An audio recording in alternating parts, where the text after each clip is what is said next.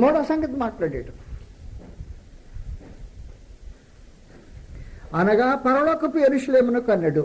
కాబట్టి పట్టణం గురించి మాట్లాడేశాడు, పరలోకపు యెరూషలేము వివరించేశాడు, వదిలిపెట్టేశాడు అన్నమాట.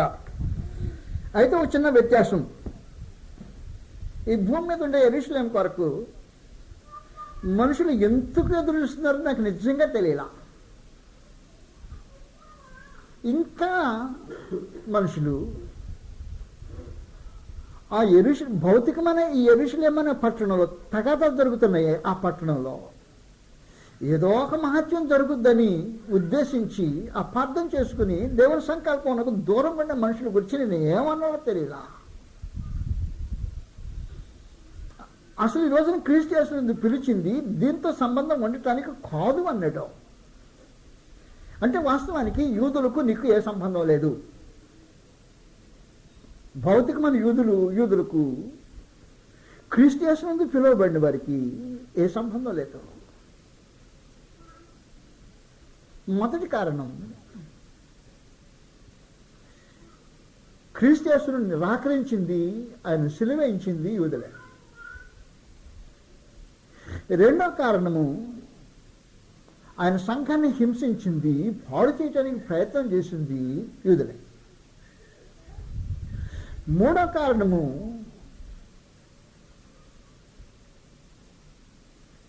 వారి ధర్మశాస్త్ర సంబంధమైన నిబంధన నుండి వేరైపోయి దాంతో తెగదెంపులు తెలుసుకున్నది యూదులే.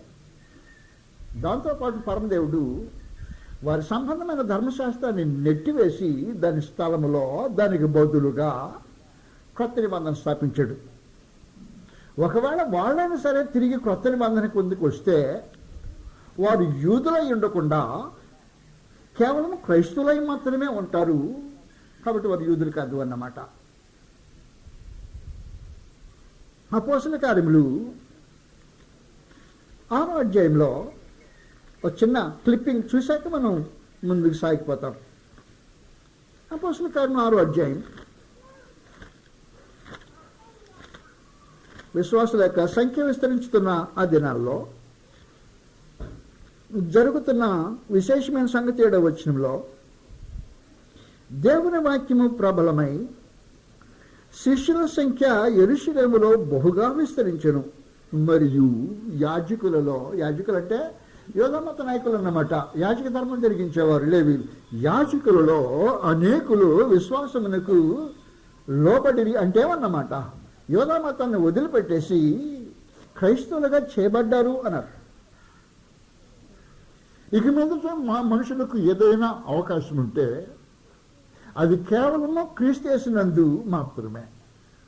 భౌతికమైన యూదులకే సంబంధం లేదని చెప్పడానికే క్రీస్తు శకం 70వ సంవత్సరంలో మహాదేవుడు అని జోక్యం పుచ్చుకుని యోధామత జ్ఞాపకాలు లేకుండా ఉండేదానికి దాని సంబంధమైన దేవాలయాన్ని రాతి మీద రాయలేకుండా ఎత్తివేయించటము ఆయన చేతి వలన జరిగిన కార్యక్రమం. అది ఆనాటితో క్రీస్తు శకం 70వ సంవత్సరంతో యోధామతానికి దేవునికి శాశ్వతమైన తెగదెంపులు తెంచివేయబడ్డాయి. కాబట్టి యెరూషలేము అనేటప్పటికీ ఎవడైనా ఆ ఊరిని చూపించడానికి భౌతికమైన యెరూషలేము ఈ రోజున ఇశ్రాయేలు దెబ్బలాడుకుంటున్న బోర్డర్ యెరూషలేము గురించి చూపించాడంటే దేవుని సంకల్పం ఎరుగని వాడే అన్నమాట. దానికి దేవుని ప్రజలకు ఏ సంబంధం లేదు. కాబట్టి ఇప్పుడు పిలువబడ్డ యెరూషలేమే భౌతికమైన భూ సంబంధమైన యెరూషలేము, దెబ్బలాటతో కూడిన యెరూషలేము, నాశనం చేయబడిన యెరూషలేము, దేవాలయం పడగొట్టబడిన యెరూషలేముతో, ధర్మశాస్త్రం ఎత్తివేయబడిన యెరూషలేముతో సంబంధం కాకుండా ప్రత్యేకించి పరలోక యెరూషలేము అని తెలియజేశాడు. ఈ సంబంధము భూ సంబంధమైన యెరూషలేము కొన్ని పొత్తు లేదు. ఒక రోజున భూమి మీద ఉన్న యెరూషలేము యోధా మతానికి కేంద్రంగాను, యోధా మత సంబంధమైన రాజ్యానికి రాజకీయాలకు కేంద్రస్థానంగానే ఉండిందన్నమాట. వాస్తవమే భూలోకం అంతా తన కళ్ళు యెరూషలేము తట్టు తెరిచి చూచినమాట. వాస్తవం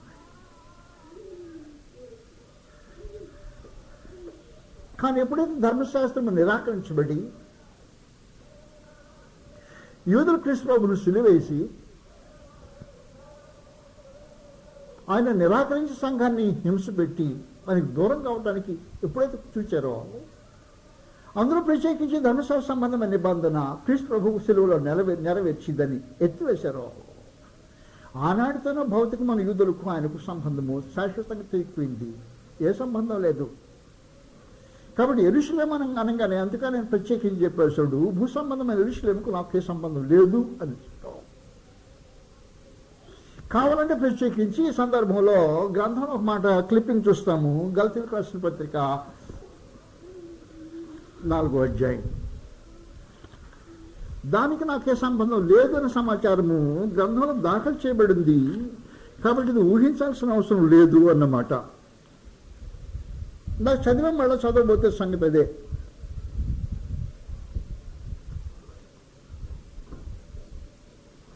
రెండు యెరూషలేముల గురించి మాట్లాడాడు. 25వ వచనంలో 4వ అధ్యాయము గలతీయులకు 25వ వచనంలో ఈ హాగరు అన్నది అలంకార రూపంగా చెప్పబడింది అన్నమాట. ఈ హాగరు అన్నది అరేబియా దేశంలో ఉన్న సీనాయి కొండయే.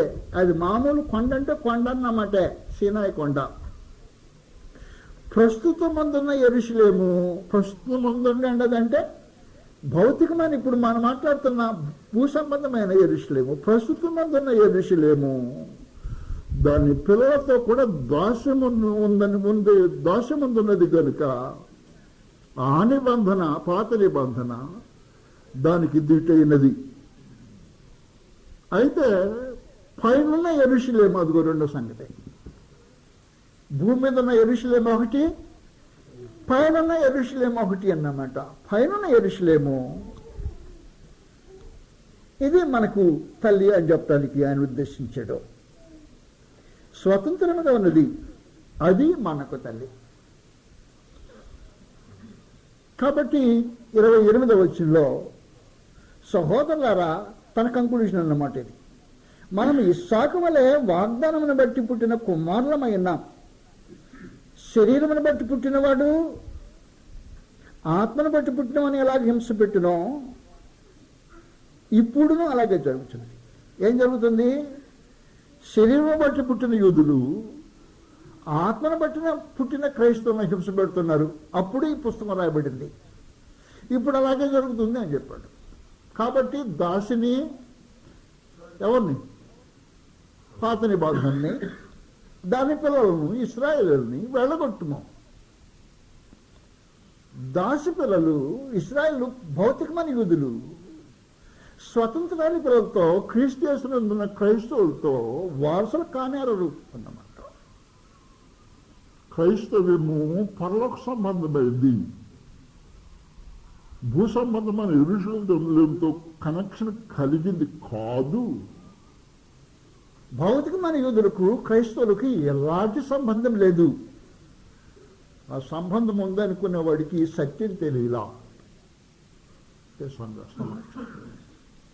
అందువలన మనకు తల్లి పరలోకం ఉంది, పరలోక సంబంధమైన విషయం.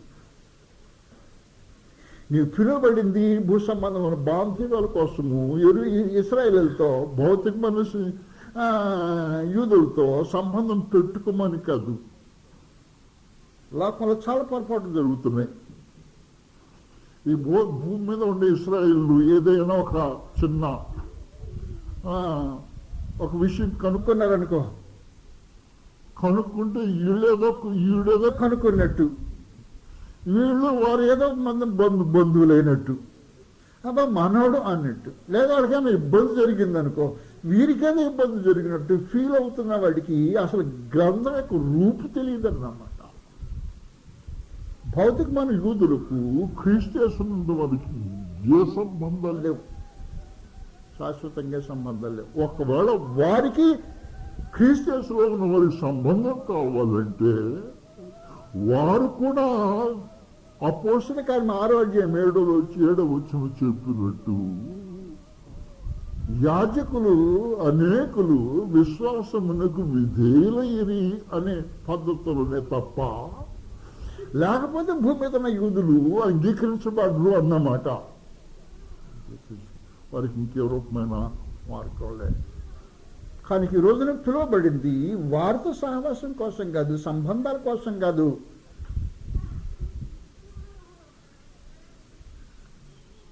ఒక ఆయన నాతో చెప్తున్నాడు, ఆయన ఏరోనాటిక్స్లో పనిచేస్తుంటాడు బెంగళూరులో.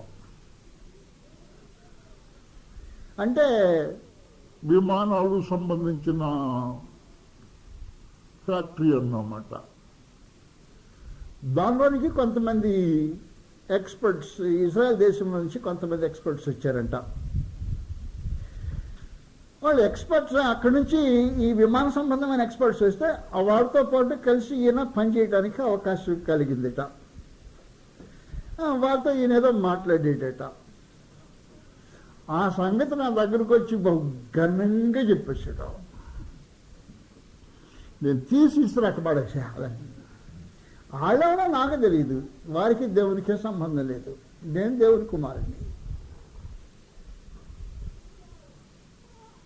వారికి దేవునికే సంబంధం లేదని క్రీస్తు శకం 70 సంవత్సరాలని వారి దేవాలయం నాశనం చేసి దాని మీద రాయి లేకుండా చేసి క్రీస్తు శకం 70 అంటే ఇప్పుడు ఎన్ని సంవత్సరాలు?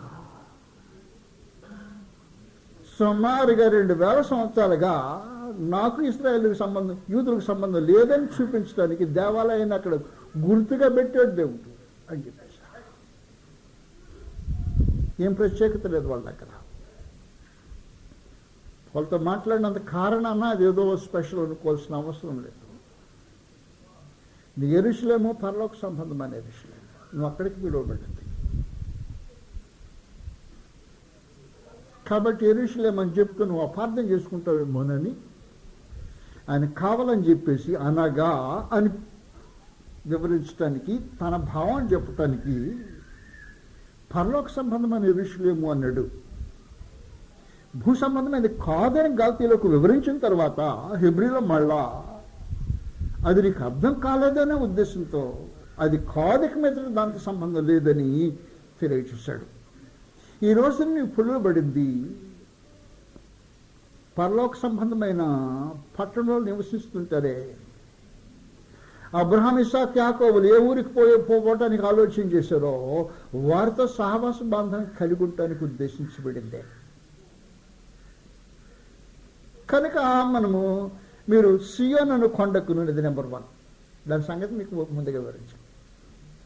జీవము గల దేవుని పట్టణమును కంటే ఆ పట్టణం సంగతి మీకు అబ్రహాం, ఇస్సాకు, యాకోబులు పడిన పాటలు గురించి, వారు వెళ్ళిన పట్టణాన్ని గురించి మీకు తెలియజేశాను. అది ఏ పట్టణం అంటే పరలోక సంబంధమైన యెరూషలేము అని, భూ సంబంధానికి సంబంధం లేదు అని సంగతి వివరించాను. అప్పుడు నెక్స్ట్ హెబ్రీలకు 12వ అధ్యాయంలో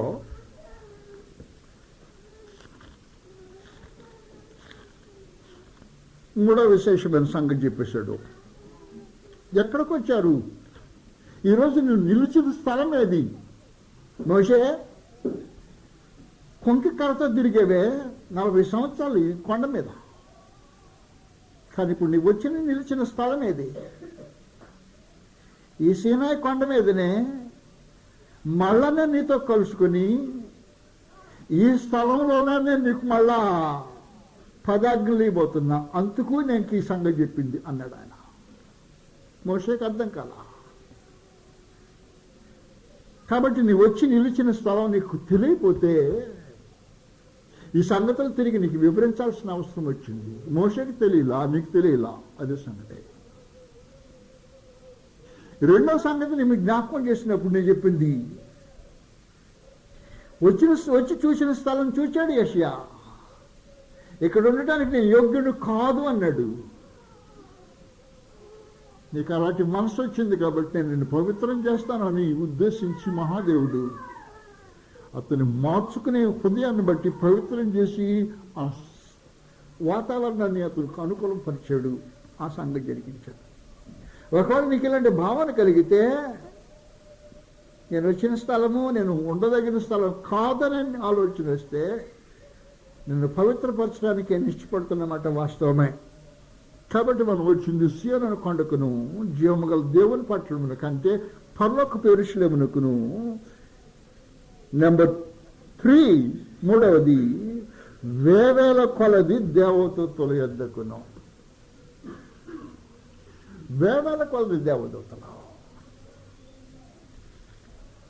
ప్రకటన గ్రంథం 5వ అధ్యాయంలో వాళ్ళ సంఖ్య ఒకసారిలాగా అనేసాడు, వేవేల కొలది అన్నాడు. అది వేవేల కొలది మాత్రమే కాదు,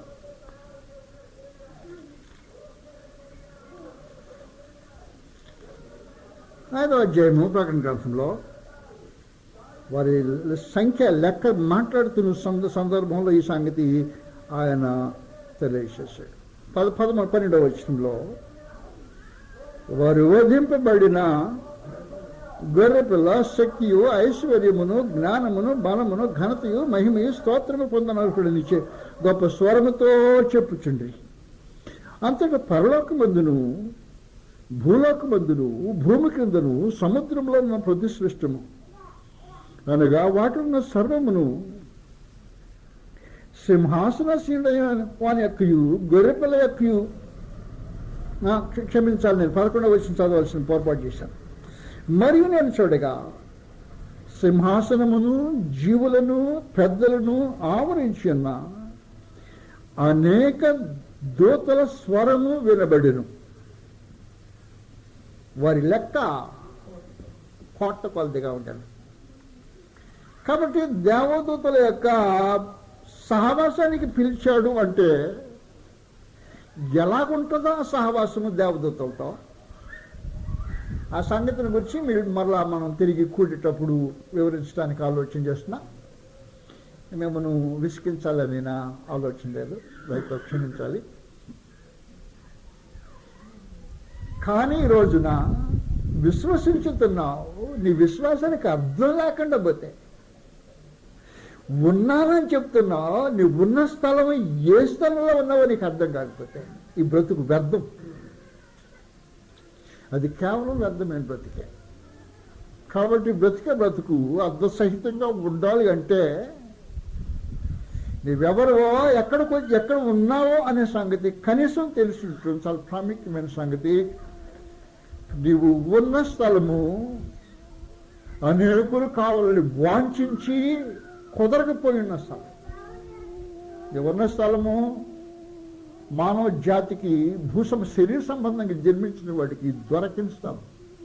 నీవు ఉన్న స్థలము కేవలము పరిశుద్ధులకు, కొత్తగా జన్మించిన దేవుని పిల్లలకు మాత్రమే దొరికే స్థలం.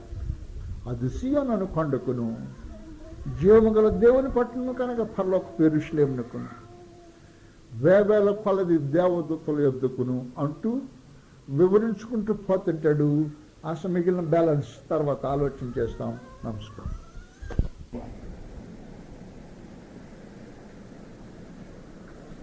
మహోన్నతుడు క్రీస్తు ప్రభు చేసిన బలిని బట్టి మానవ జాతికి అనుగ్రహించిన భాగ్యము ఇంత అంత అని మానవ భాషలో చెప్పడానికి వీలు లేకుండా ఆయన మహాఘనంగా హెచ్చించడం జరిగింది. కాబట్టి ఆయన మనుషులను సువార్త ద్వారా పిలిచినప్పుడు పిలిచేవారు రావటానికి ఆయన ఏర్పాటు చేసిన స్థలం ఉందే, అది బహు ఘనమైన స్థలం. దాని గురించి మనం ఇప్పుడు హెబ్రీయులకు రాసిన పత్రిక 12వ అధ్యాయంలో చూస్తూ ఉన్నాం. ఇశ్రాయేలీయులు దేవుని చేత ఏర్పరచబడిన తర్వాత ఐగుప్తుల నుంచి బయటికి తీసుకొని వచ్చి సీనాయి కొండ దగ్గర ఆయన నిలబెడితే పరమదేవుడు ఆయన ప్రసన్నత కొండ మీదకి దిగి వచ్చినప్పుడు ఇశ్రాయేల్ జనాంగము దేవుని ఎదుట ఘనపరచబడ్డారు. లోకంలో ఎవరికి లేని దేవునితో సంబంధ బాంధవ్యాలు ఇశ్రాయేలు కలిగి ఉన్నారు అని చెప్పటానికి ఆయన ధర్మశాస్త్రం అనుగ్రహించే కొండ మీద దాని చుట్టూ నిలిచి ఉంటే పరమదేవుని యొక్క ప్రసన్నతో దిగి సమాజాన్ని ఆశీర్వదించింది. ఆ జనాన్ని లోకంలో గొప్ప చేసింది. వారు లోకం అందరికంటే సమస్త దేశ జనుల కంటే ఇశ్రాయేలు వారు గొప్పవారు అని దాన్ని బట్టి గౌరవించబడ్డారు, హెచ్చించబడ్డారు. అయితే నేడు క్రీస్తు యేసులో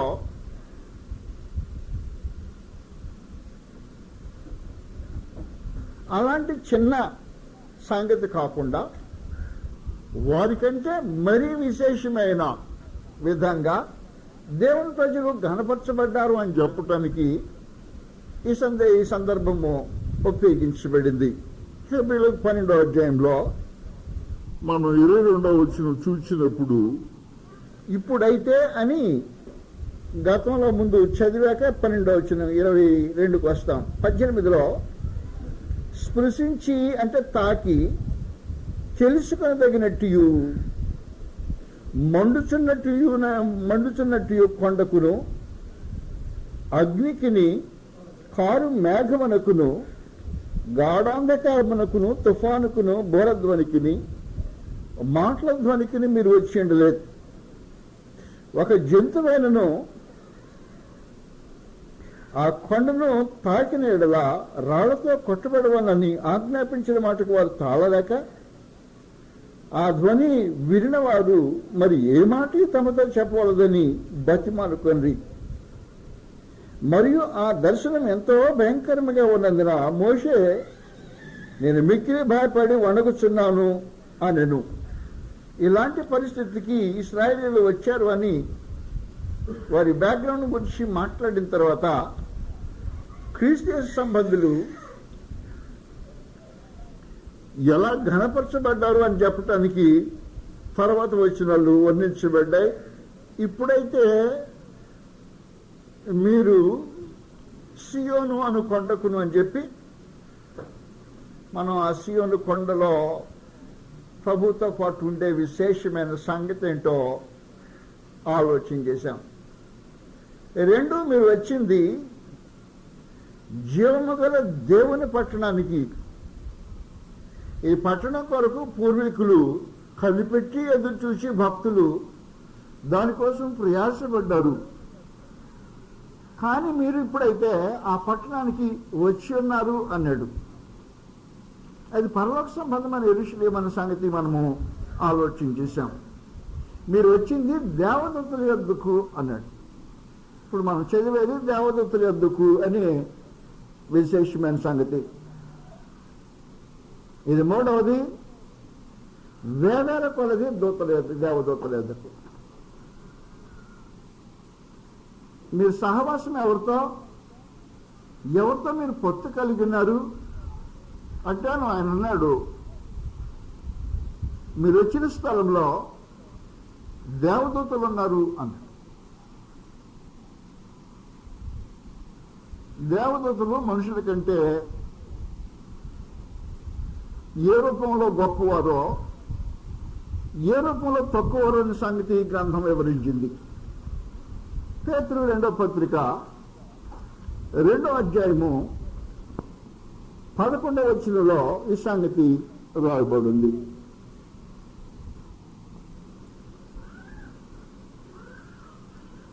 దేవదూతలు 11వ వచనం వారికంటే మనుషుల కంటే ప్రస్తుతం చెప్పబడిన మనుషుల కంటే మరి అధికమైన బలమును శక్తియు గలవారైనను అన్నమాట. నరుల కంటే దేవదూతలు అధికమైన బలమును శక్తి గలవారు. బలము శక్తి గలవారు.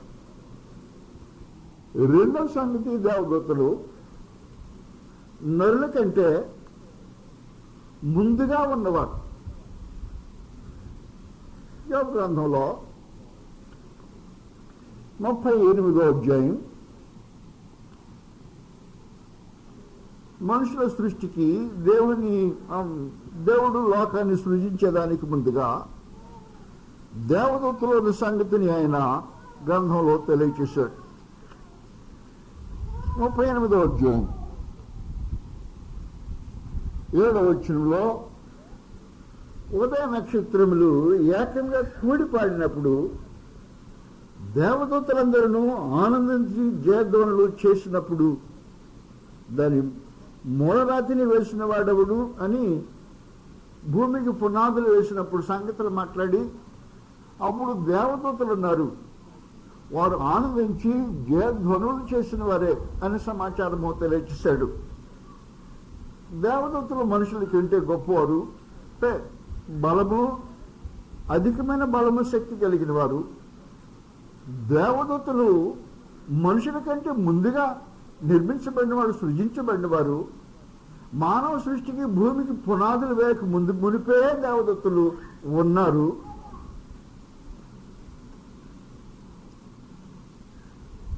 దేవదూతలు దేవుని సముఖంలో ఆయన సేవకులుగా ఉండేవారు. మహాదేవుని యొక్క ముఖ దర్శనము చేసుకునే భాగ్యము దేవదూతలకు ఉంటుంది. నరులో ఎవడు ఎప్పుడు దేవుని చూచి ఉండలా, కానీ దేవదూతలు దేవుని చూచి ఉండలేదు అనే సంఘటన ఉండదు. మానవ కనులకు మాత్రమే పరిమితి అయిన దేవుడు సమీపింపరాని తేజస్సులో నివసించే దేవుని సముఖంలో ఎల్లప్పుడూ దేవదూతలు కనిపెట్టుకుంటుండేవారు. ఆయన తన దూతలను వాయువులుగాను, హెబ్రీయులకు 1వ అధ్యాయంలో 7వ వచనం నుండి తన దూతలను వాయువులుగాను తన సేవకులను అగ్నిజ్వాలగాను చేసుకునేవాడు అని ఆయన దూతలను గురించి చెప్పాడు. వాస్తవానికి సంగతి, పరమందర దేవుడు ఈ రోజున ఒకవేళ నీ దగ్గరికి దేవతలను పంపాలని ఆలోచన చేసిన రోజున ఎక్కువసేపు పరలోకం నుంచి భూమి మీదకి ప్రయాణం చేయాల్సిన అవసరం ఉండదు. స్పీడ్గా వచ్చేస్తారన్నమాట. అపోస్తలుల కార్యం 10వ అధ్యాయంలో కొర్నేలి ప్రార్థన చేస్తున్నాడు. దేవదూత పరలోకం నుంచి బయలుదేరాడు. ప్రార్థన కాకమునిపే, అతడు ప్రార్థన నుంచి లెగక మునిపే దేవదూత తన ఇంట్లో ప్రత్యక్షమయ్యాడు. కాబట్టి పరలోకం నుంచి బయలుదేరిన వాడు భూమి మీదకి రావాలంటే ఎంతసేపు పట్టింది? ఎక్కువసేపు పట్ల. ఒక మనుషుడు ప్రార్థన చేసి లేచి అంత టైంలో వచ్చేస్తాడు అన్నమాట. ఆ స్పీడ్లో వస్తాడు. ఇంక ఏ స్పీడో నువ్వు ఆలోచించాలి. మీద మానవ లెక్కల్లో మన స్పీడ్ కట్టేదానికి అవకాశం ఉండదు. అపోస్తలుల కార్యంలో 10వ అధ్యాయం 10వ అధ్యాయం అతను ప్రార్థన చేసేటప్పుడు దేవదూత ప్రత్యక్షమవుతుంటాడు.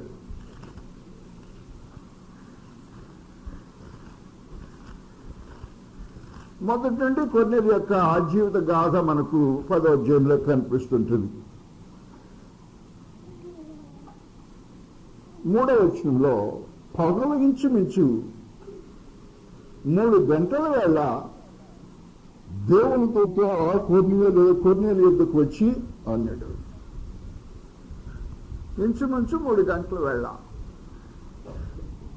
ప్రార్థన చేసిన ప్రారంభించే ఆ మనిషి ఇక్కడ ప్రారంభించితే ఆ ప్రార్థన టైంలో ఎప్పుడు పరలోకం నుంచి బయలుదేరడం నాకు తెలియలా.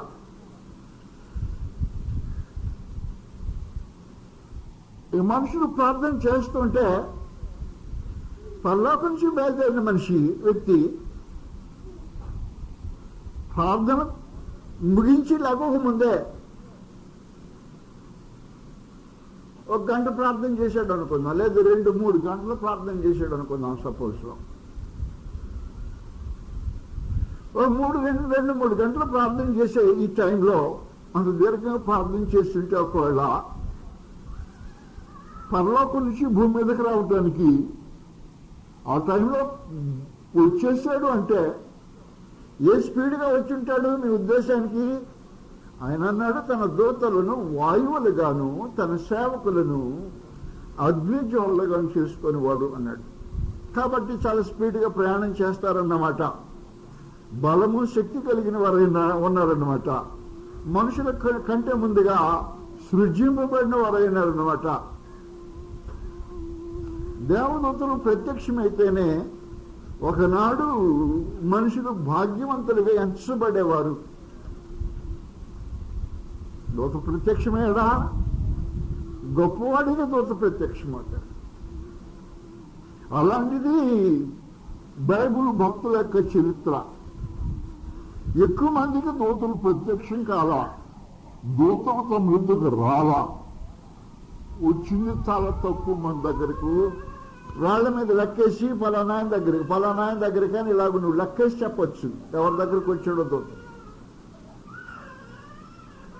కానీ ఇప్పుడు మీరు ఎక్కడికి వచ్చారు?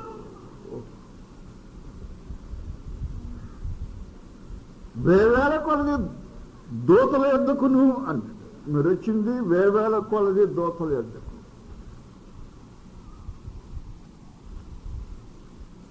దూతలు మీ దగ్గరకు వచ్చారా? అది పాత నిబంధన. దూతల దగ్గరకు మీరు వెళ్ళారా? అది కొత్త నిబంధన. అది విశేషం. కాబట్టి దూతలు వచ్చారా, మీరు దూతల దగ్గరికి వెళ్ళారా? దూతలు వచ్చింది వర్తమానం తేటానికి, మీరు దూతల దగ్గరికి దానికి వెళ్ళారండి. వర్తమానం విషయానికి వెళ్ళారా? ఒకవేళ ఖచ్చితంగా ఆనాడు దూతలు వచ్చింది ప్రత్యేకించి వర్తమానికులుగా వర్తమానం ఇచ్చానికి. మోషే మీద దగ్గరికి కొండ మీద దిగొచ్చాడు అనుకో, ఆ దూత దిగొచ్చాడు. అపోస్తలుల కార్యం 7వ అధ్యాయంలో దిగొస్తే వర్తమానము ఇవ్వటానికి, 10 ఆజ్ఞలు ఇవ్వటానికి, దైవ సందేశాన్ని తెలియచేయటానికి వచ్చేసాడు. అపోస్తలుల కార్యంలో 7వ అధ్యాయం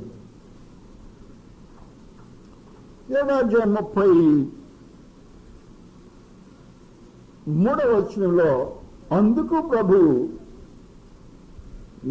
నీ చెప్పులు విడువము, నువ్వు నిలిచిన చోటు పరిశుద్ధ భూమి. అది మన ముందు అనుకుంది.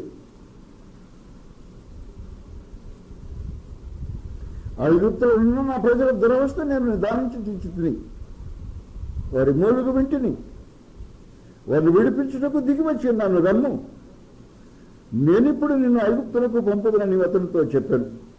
అధికారిగానో తీర్పరినిగాను నిన్ను నియమించిన వాడు ఎవడని వారు నిరాకరించిన ఈ మోషేను అతనికి పదలో కనబడిన దేవదూత ద్వారా దేవుడు అధికారినిగాను విమోచకునిగాను నియమించాను అన్నమాట.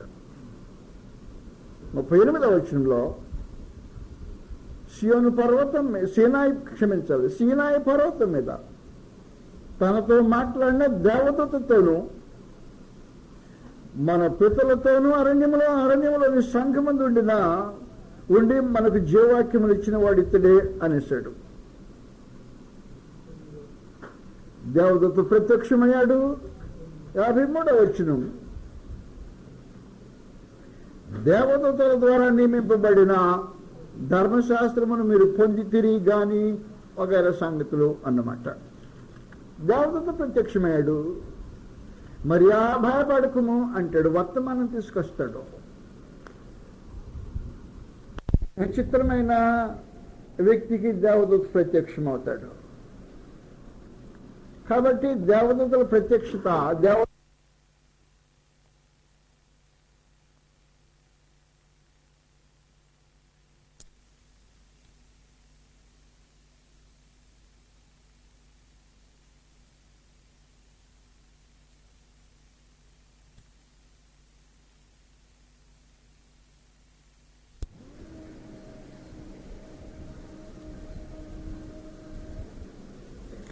క్షమించాలి, తప్పు చెప్పాను. లోకస్వార్త 1వ అధ్యాయంలో, లోకస్వార్త 1వ అధ్యాయం, అక్కడ దేవదూత ప్రత్యక్షత కనబడుతుంది. 6వ వచనంలో జకర్యా ఎలిజబెత్ను గురించి మాట్లాడిన సందర్భం అది. వీరిద్దరూ ప్రభు యొక్క సకలమైన ఆజ్ఞల చొప్పునను న్యాయ విధుల చొప్పునను నిరపరాధులుగా నడుచుకొనుచు దేవుని దృష్టికి నీతిమంతులై ఉండిరి అన్నాడు. ఎవరికి కనపడతాడు దూత? మామూలు అడిగి కనపడ్డావు చెప్పేశాడు. వీరిద్దరూ ప్రభు యొక్క సకలమైన ఆజ్ఞల చొప్పున, మామూలు ఒకటి కాదు, న్యాయ విధుల చొప్పున నిరపరాధులుగా నడుచుకొంచు దేవుని దృష్టికి నీతిమంతులైంటిరి. అప్పుడు దూత ప్రత్యక్షమవుతాడు.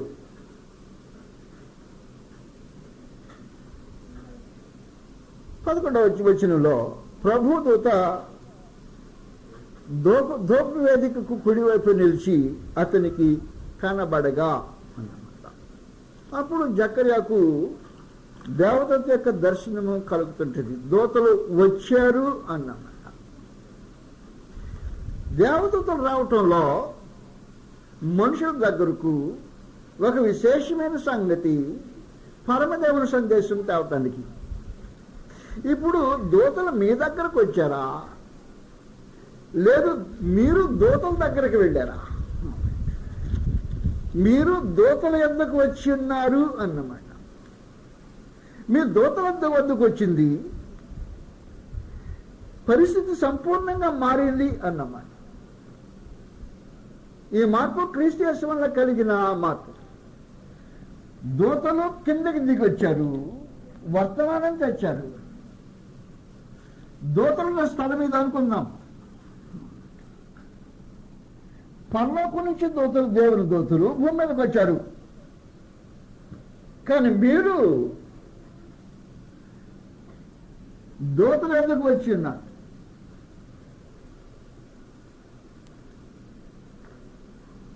వచ్చింది దేనికో. ఒకటి మాత్రం వాస్తవం, ఇప్పుడు వచ్చింది దేనికంటే వారికి వర్తమానం ఇవ్వటానికి. ఎవరికి వర్తమానం ఇచ్చేది?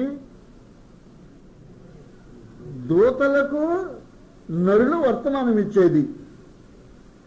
దూతలకు నరులు ఏ వర్తమానం ఇచ్చేది? దూతలకు నరులు దేవుని నానా విధమైన జ్ఞానము అనే వర్తమానం ఇచ్చాలి. కాబట్టి దేవుడు క్రీస్తు యేసునందు మనుషులను హెచ్చించిన తీరు ఇంత అంత అని చెప్పటానికి అవకాశం ఉంటుంది. ఎఫెసీయులకు 3వ అధ్యాయంలో మీకు తెలిసిన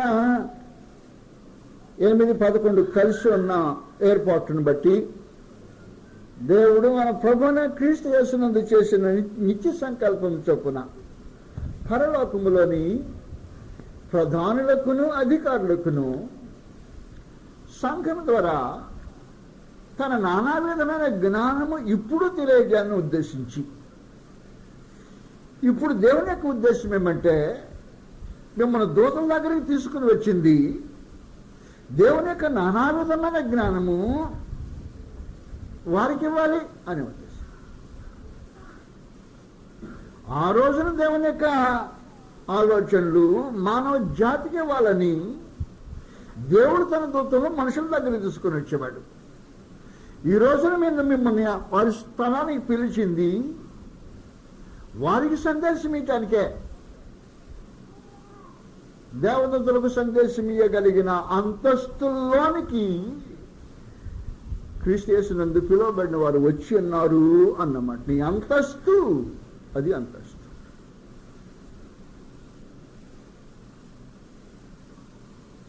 క్రీస్తు ప్రభు చేసిన ఆయన భాగ్యం తీసుకొచ్చిన మానవులకు ఆ విశేషమైన కార్యక్రమాన్ని బట్టి మనమేదో గొప్ప వాళ్ళమయ్యామనే ఉద్దేశం కాదు. చెప్పేశాడు పిలిచినప్పుడు, మిమ్మల్ని పిలిచిన పిలుపుని గురించి కొద్దిసేపు ఆలోచన చేయండి అన్నాడు. మీరు గొప్పవాళ్ళని నేను పిలవలేదు అని చెప్పాడు. అపోస్తల కార్యంలో 1 కొరింథీ 1వ అధ్యాయంలో 1 కొరింథీ 1వ అధ్యాయం మిమ్మల్ని పిలిచిన పిలుపుని చూడండి అని ఒకసారి పిలుపుని గూర్చి వివరించక ఆయన సంగతిని తెలియజేస్తున్నాడు.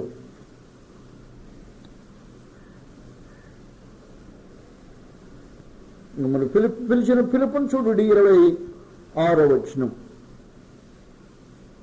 మొదటి కొరింథీ 1వ అధ్యాయం 26వ వచనంలో, సహోదరులారా మిమ్మల్ని పిలిచిన పిలుపును చూడుడి, మీలో లోకరీతిని జ్ఞానులైనను గనులైనను గొప్ప వంశపు వారైనను అనేకులు పిలువబడలేదు. కాబట్టి మీ పిలుపుని గురించి ఆలోచన చేస్తే మీరు కేవలం అల్పులే. అది చెప్పింది. మీరు జ్ఞానులనో గొప్ప వంశం వారనో ఘనులనో ఉద్దేశంతో మిమ్మల్ని పిలవలా. ఈ లోకరీతిని మీరు అధములే, అల్పులే, గొప్పవాళ్ళు మాత్రం ఖచ్చితంగా కారు. కానీ ఆయన పిలుపులో విశేషమైన సంగతి ఉంది. ఏ శరీరయు దేవుని ఎదుట అతిశయింపకుండినట్లు జ్ఞానులను సిగ్గుపరచుటకు లోకములో నుండి వెర్రివారిని దేవుడు ఏర్పరచుకున్నాడు. బలవంతులైన వారిని సిగ్గుపరచుటకు లోకములో బలహీనులైన వారిని దేవుడు ఏర్పరచుకొని ఉన్నాడు. ఎన్నికైన వారిని వ్యర్థం చేయుటకు లోకములో నీచులైన వారిని, తృణీకరింపబడిన వారిని, ఎన్నికలైన వారిని దేవుడు ఏర్పరచుకొని ఉన్నాడు. అయితే ఆయన మూలముగా మీరు, అది విశేషమైన సంగతి, క్రీస్తు యేసునందున ఆయన మూలముగా మీరు ఎవరో నాకు అసలు అది అవసరం లేదు, కానీ ఆయన మూలంగా మీరు క్రీస్తు యేసునందున్నారు. క్రీస్తు యేసునందున్నారంటే అలాగ మీరు పిలువబడి ఉన్నారు అని సమాచారం తెలియజేస్తారు. నేను పొరమార్లు ఈ సంగతి మీకు తెలియజేశా. ఎక్కువసేపు మాట్లాడాల్సిన అవసరం ఉండదు. దూతల యొక్క అంతస్తు కంటే క్రీస్తు యేసుని బట్టి మానవ అంతస్తు హెచ్చుగా హెచ్చించబడింది.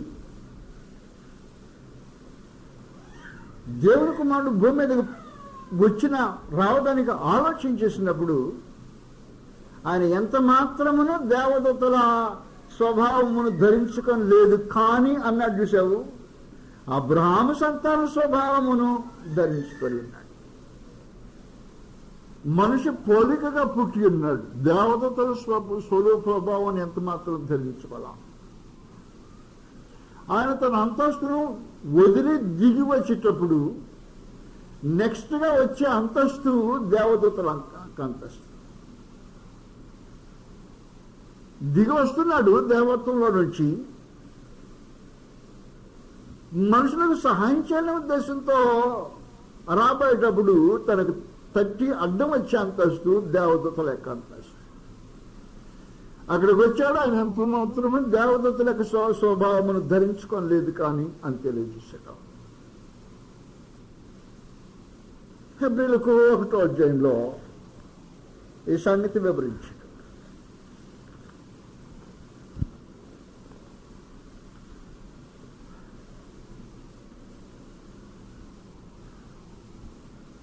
క్షమించాలి, 2వ అధ్యాయం 2వ అధ్యాయము 9వ వచనంలోది, దేవదూతల కంటే కొంచెము తక్కువగా చేసిన యేసు క్రీస్తు మనకు ప్రత్యక్షంగా కనిపిస్తుంటాడు.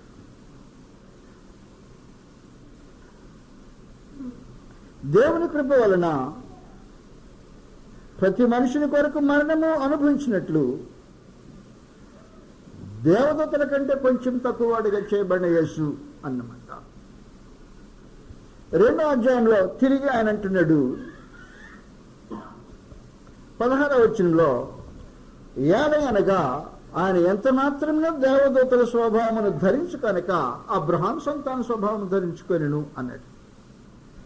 కాబట్టి క్రీస్తు ప్రభు దిగి వచ్చేటప్పుడు తనకంటే తక్కువగా ఉండే అంతస్తు, దేవదూతల యొక్క అంతస్తు ధరించుకోవడానికి ఇష్టపడకుండా దేవదూతల కంటే ఇంకా కొంచెం తక్కువగా చేయబడి ఉన్నాడు. ప్రభువైన యేసు తను దేవదూతల కంటే తక్కువగా చేయబడి మనిషి పోలికకు పుట్టిన కారణాన దేవదూతల కంటే మనుషులు క్రీస్తు యేసునందు హెచ్చుగా గణపరచబడ్డారన్నమాట వాస్తవమైన సంగతి. అది క్రీస్తు ప్రభునందు వల్ల జరిగిన విశేషమైన కార్యక్రమం. అది ఎంతవరకు జరిగిందంటే 2వ అధ్యాయం చివరి వచనంలో దేవదూతలు 1వ అధ్యాయం చివరి వచనంలో దూతల గురించి మాట్లాడి, వీరందరూ ఆఖరి వచనం, రక్షణయను స్వాస్థ్యము పొందబో వారికి పరిచారం చేయుటకై పొందబడిన ఆత్మలైన సేవకులు కారా అనేసి. అందువల్ల మీరు పిలువబడింది దేవదూతల యొద్దకు. దేవదూత మనుషుల యొద్దకు వస్తే వారు ఘనపరచబడినట్టుగా ఉండిన ఒక నాటి పరిస్థితి, ఈ రోజున పిలువబడిన వారు దేవదూతల యొద్దకు పిలువబడ్డారు అంటే అది వారి అంతస్తుని గురించి తెలియజేయబడిన సమాచారం. కనుక మీరు సియోను కొండకును జీవగల దేవుని పట్టణమునకనగా పరలోక యెరూషలేమునకును వేవేల కొలది దేవదూతలు ఎందుకును. కాబట్టి మీ వాతావరణం ఎలాంటిదో నువ్వు ఆలోచన చేస్తే అది నీ వాతావరణం. దేవుడు క్రీస్తు యేసునందున్న వారి కొరకు ప్రత్యేకమైన ఒక వాతావరణాన్ని సృష్టించి, నీవు బ్రతికేది ఈ వాతావరణంలో అని, ఆత్మ సంబంధంగా నువ్వు బ్రతకాల్సిన విధానం ఇది అని తేల్చి చెప్పి ఈ వాతావరణంలో నువ్వు బ్రతకటానికి ఉద్దేశించబడ్డావు అని.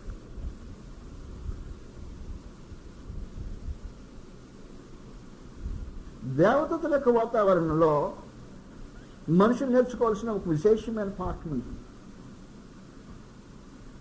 ఆ నేర్చుకోవాల్సిన విశేషమైన పాఠం ఏమంటే, మహాదేవుని ఆజ్ఞ బయలుదేరింది, అవిధేయులు అక్కడ ఉండరు. దేవుని సముఖంలో ఆయన ఆజ్ఞ బయలుదేరితే ఎవరి వైపు ఆయన చేయి చూపుతాడో దాని కొరకు కనిపెట్టుకుంటుండేవారు దేవదూతలు. నీ వైపు చేయి చూపించాడు అనుకో పరమదేవుడు, నీవు భాగ్యవంతుడు అనుకుని నేరుగా దాని కొరకు పరిగెత్తటమే. దేవదూతల యొక్క వాతావరణంలో నువ్వు నేర్చుకోవాల్సింది అలాంటి ప్రత్యేకమైన విధేయత. నీకు ఆజ్ఞ బయలుదేరింది, నీవు బయలుదేరావు అంతే. ఆయన ఆజ్ఞాపించాడు, నీవు లోపడ్డావు అంతే. అది దేవదూతలు మనుషులకు తెలియజేయడానికి ఉద్దేశించిన విశేషమైన సందేశం. వారి వాతావరణంలో నీవు ఆ పాఠం నేర్చుకోనని మహాదేవుడు కోరుతున్నాడు. విధేయత వారి దగ్గరే విశేషంగా నేర్చుకోవాల్సిన అవసరం అంటది. ఆజ్ఞ బయలుదేరింది, విధేయత బయలుదేరింది, సందేశం బయలుదేరింది, నీకు అర్థమైంది దేవుడు ఏం చేయమని నీకు ఆజ్ఞాపిస్తున్నాడో నీ అంతరంగానికి అర్థమైపోయింది, నీ మనసాక్షికి తోచింది.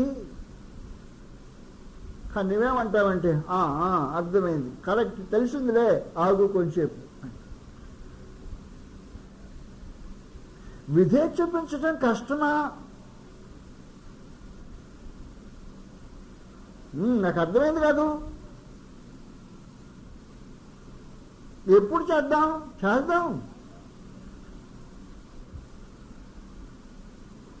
అందువల్ల ఆ సహవాసంలో మహాదేవుడు మనకు నేర్పించాలని విశేషమైన పాఠం. దేవునికి విధేయత, ఆయన మాటకు లోబడటం, తక్షణమే వెంటనే వెంటనే జరిగే కార్యక్రమం అది. దేవదూతలకు సహవాసంలో మనుషులు వెంటనే దేవుని చిత్తం జరిగించే స్వభావం నేర్చుకోవాల్సిన అవసరం ఉంది. అక్కడకు నువ్వు పిలువబడ్డావు. దేవదూతలు ఎందుకును పరలోకమందు వ్రాయబడిన జ్యేష్ఠుల సంఘమునకును. అదో సంఘం ఉంది, జ్యేష్ఠుల యొక్క సంఘం. పరలోకమందు వ్రాయబడి ఉన్న జ్యేష్ఠుల సంఘం. దేవుని రాజ్యమునకు ఎవరెవరు వారసులో, వారసులైన వారి పేర్లు పరలోకమందు దేవుని సముఖంలో రాయబడుతుంటాయి.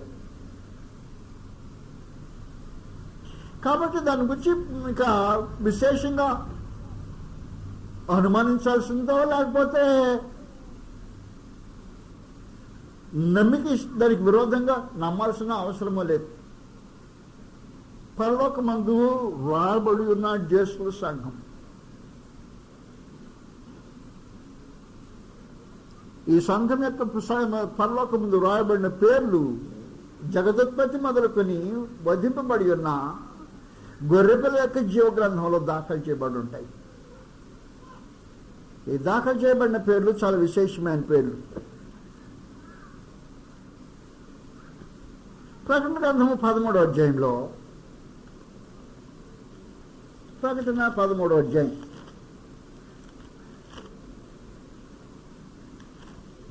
8వ వచనం, జగదుత్పత్తి మొదలుకొని అన్నమాట. ఇప్పుడు సంగతి కాదది. భూనివాసులందరూ అనగా జగదుత్పత్తి మొదలుకొని వధింపబడి ఉన్న గొర్రెపిల్ల యొక్క జీవ గ్రంథమందు ఎవరి పేరు వ్రాయబడలేదో అన్నట్టు. వ్రాయబడేది ఒక విశేషమైన సంగతి, వ్రాయబడినది మరొక విశేషమైన సంగతి. కానీ గ్రంథము జగదుత్పత్తి మొదలుకొని వ్రాయబడిన వధింపబడిన గొర్రెపిల్ల యొక్క జీవ గ్రంథం. జ్యేష్ఠుల సంఘం యొక్క పేర్లు పరలోకమందు రాయబడిన పేర్లు. ఈ పరలోకమందు రాయబడే పేర్లకు రికమెండేషన్ ఉండదు. రికమెండేషన్ పరలోకంలో చెల్లదు. భూమి మీద మనుషులు ప్రార్థన చేస్తే పరలోకంలో సంగతులు మార్చబడవు. మతము మనుషులు మోసం చేస్తా ఉంది. ఏం చేసిందంటే, మీ చచ్చిన వాళ్ళు ఎవరైనా చచ్చిపోయారు, మీ బంధువులు చచ్చిపోయారు కదూ, వారికి అక్కడ మేలు కలగాలంటే ఇక్కడ ధర్మకార్యాలు చేయాలని చెప్పే దౌర్భాగ్యులు మోసగాళ్ళు చాలా మంది ఉన్నారు మత ప్రపంచంలో. ఏం జరగదు అలాగా. అక్కడది మాత్రం ఏం మార్చబడదు. మార్చబడితే ఏదైనా ఇక్కడే మార్చబడాలి, కానీ ఇక్కడ మార్చబడని మానవ గమ్యము అక్కడ మార్చబడేదానికి అవకాశం ఉండదు. నిర్గమకాండం 32వ అధ్యాయంలో నీకు తెలిసిన ఒక విశేషమైన సంగతి కనిపిస్తుంటది. నిర్గమకాండం 32వ అధ్యాయం. మోషే కొండ మీద నుంచి దిగి వస్తుంటాడు.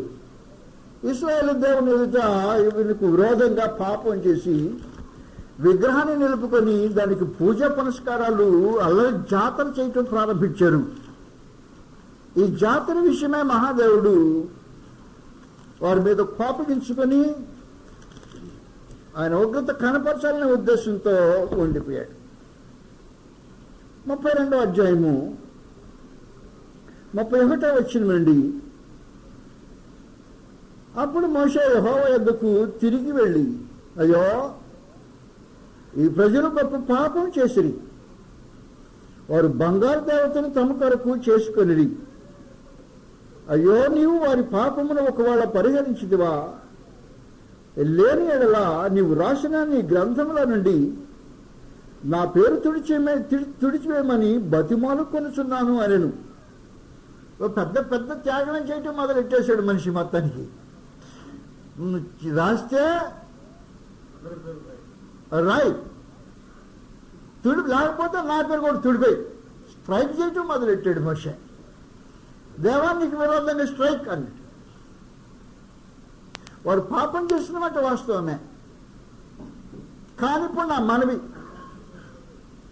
వారి పేరును వారిని పాపం పరిహరించిదివా, సరి నీ వాడు పాపం పరిహరించలేదు అనుకో, అప్పుడు నా పేరు తుడిచేయి. మోషే గొప్పవాడు గనుక ఈయన స్ట్రైక్ చేస్తే దేవుడు ఒకవేళ స్తంభించిపోయి పరలోకంలో జోక్యం పుచ్చుకుని ఆ పేర్లలో చేయబెడతాడేమో అనే ఉద్దేశంతో చాలా భయంకరమైన స్ట్రైక్ ప్రారంభించాడు.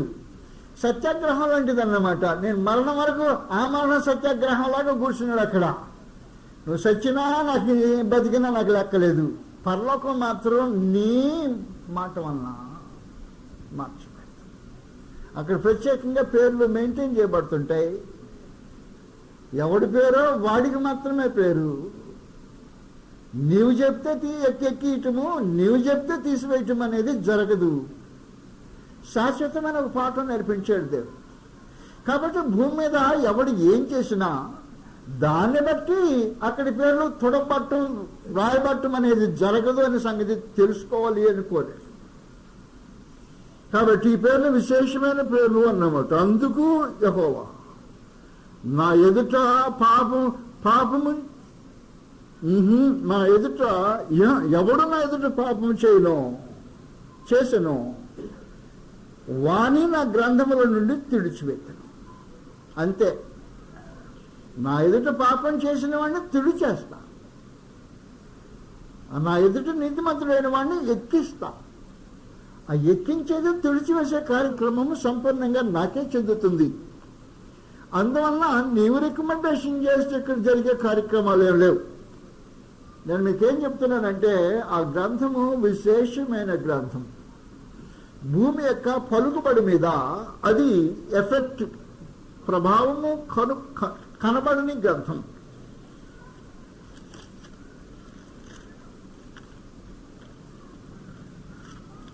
పరలోకమందు దేవుడు పేర్లు రాస్తుంటాడు. ఆ రాసే వాళ్ళ పేర్లలో నిన్ను చేర్చితే అది విశేషమైన సంగతి. కాబట్టి పరలోకమందు రాయబడిన జ్యేష్ఠుల సంఘమునకు అన్నాడు. వారు జ్యేష్ఠులు అన్నట్టు ప్రత్యేకించి. జ్యేష్ఠులు అనేది ప్రాముఖ్యమైన సంగతి.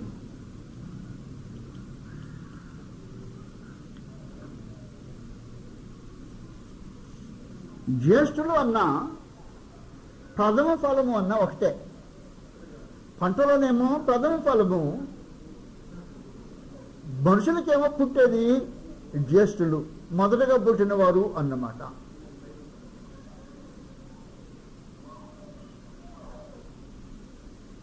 బ్రేక్ కావాలా? సరే, మేము మాట ప్రకారం వరకు నేను చెప్పిన సంగతులు మీకు అర్థమయ్యో లేవో తెలియలా.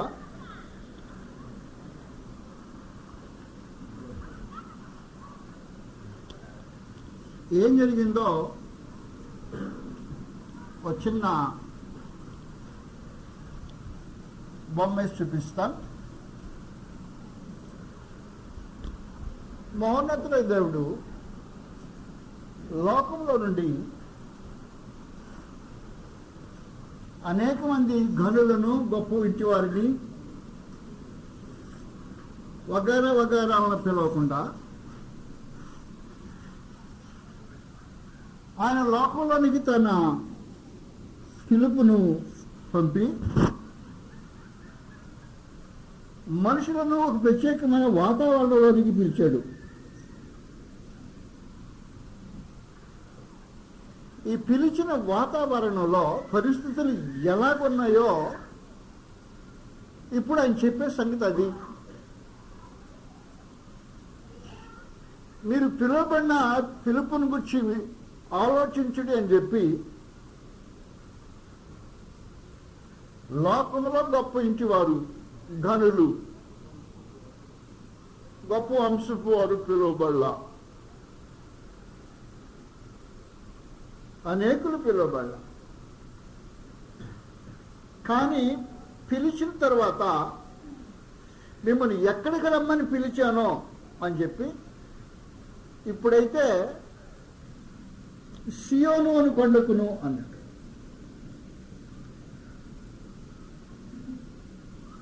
ఈ కొండ మీద క్రీస్తు ప్రభు అన్నట్టు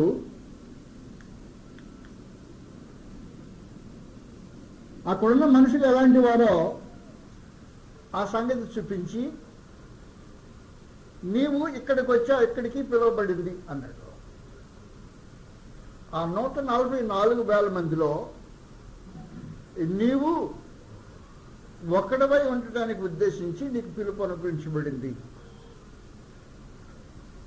వారు ఎవరో అని ఆలోచించాల్సిన అవసరంలా, దానిలో నువ్వు ఒకడివి. ఆ సంఖ్య నీకు సంబంధించిందే. నువ్వు అక్కడికి వస్తే అప్పుడు జీవము గల దేవుని పట్టణానికి అన్నాడు. దేవుని పట్టణానికి ఒకప్పుడు దేవుని పట్టణము యెరూషలేము దేవుని పట్టణం అనబడేది. అందువల్ల యెరూషలేము దేవుని పట్టణం అంటే యెరూషలేము అనుకుంటావేమో అని ఇలాంటి యెరూషలేముకు నువ్వు పిలువబడలా, పరలోక సంబంధమైన యెరూషలేముకి. ఆ పట్టణంలో ఉండటానికి అబ్రహాం ఇస్సాకు యాకోబు లాంటి వారు మహాదేవుని వేడుకొని వారు త్యాగం చేసి భూమి మీద యాత్రికులుగా పరదేశులుగా జీవించి వెళ్ళిన స్థలం అది. అది నీకు అనుగ్రహించడానికి ఉద్దేశించి పిలిచాడు అన్నాడు.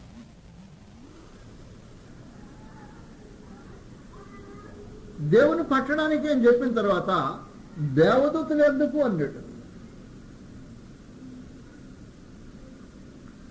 కేవలం అది మనుషుల సహవాసం కాదు, మానవ మాత్రంతో ఉండటం కాదయా. నేను పిలిచిన గొప్ప పిలుపు ఒకప్పుడు దేవదూతలే మనుషుల భూమి మీదకి వస్తే ఎవరి దగ్గరకు దేవదూత వచ్చాడో ఆ వ్యక్తి గొప్పగా ఇష్టపడ్డాడు.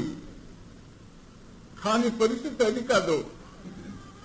నీవే దేవదూతలకు పిలువబడ్డావు, వారికి దేవుని వర్తమానాన్ని ఇచ్చేసరి ఉద్దేశంతో అంతస్తులో పిలువబడ్డావు.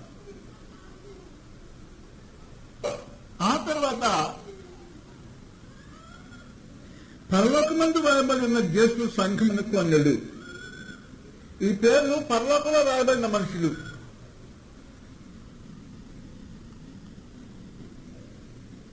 పరలోకాన్ని స్వతంత్రించుకునే అవకాశం ఎవరికి ఉంటుందో వారి పేర్లు పరలోకమందు రాయబడి ఉన్నాయి. నిన్ను కూడా అక్కడికే పిలిచాడు.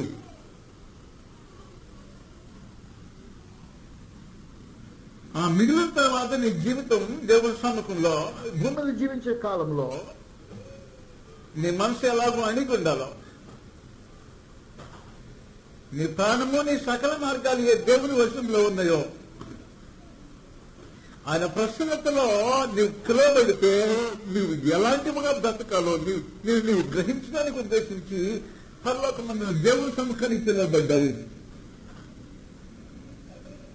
అక్కడ దేవుని సముఖం ఉంటుంది.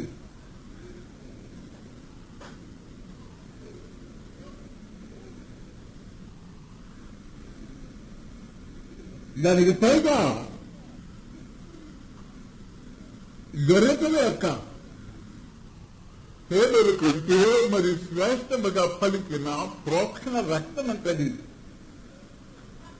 అది విశేషమైన కార్యక్రమం. నీ పాపములకు విమోచన క్రయధనగా క్రీస్తువు రక్తము దొరికే పరిస్థితిలో ఉంటుంది. అక్కడికి మీరు పిలువబడ్డా క్రీస్తు రక్తం మీకు దొరుకుతుంటుంది. భూమిని చేసే నీ అజ్ఞాన కృతముల కొరకు, నీవు చేసే అపరాధముల కొరకు, పాపముల కొరకు విమోచన క్రయధనంగా చనిపోయిన క్రీస్తు ప్రభువు ఆయన నీ పక్షంగా పలికే ప్రోక్షణ రక్తం లభిస్తుంటుంది.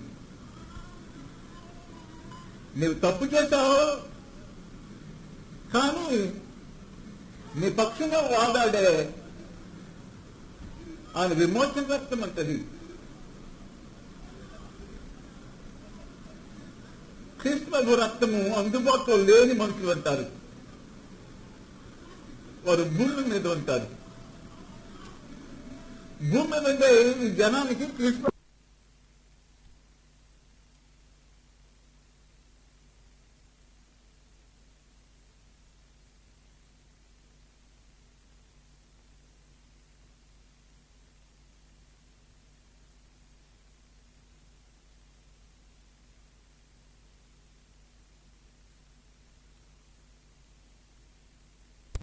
రక్తము అందుబాటులో ఉండదు.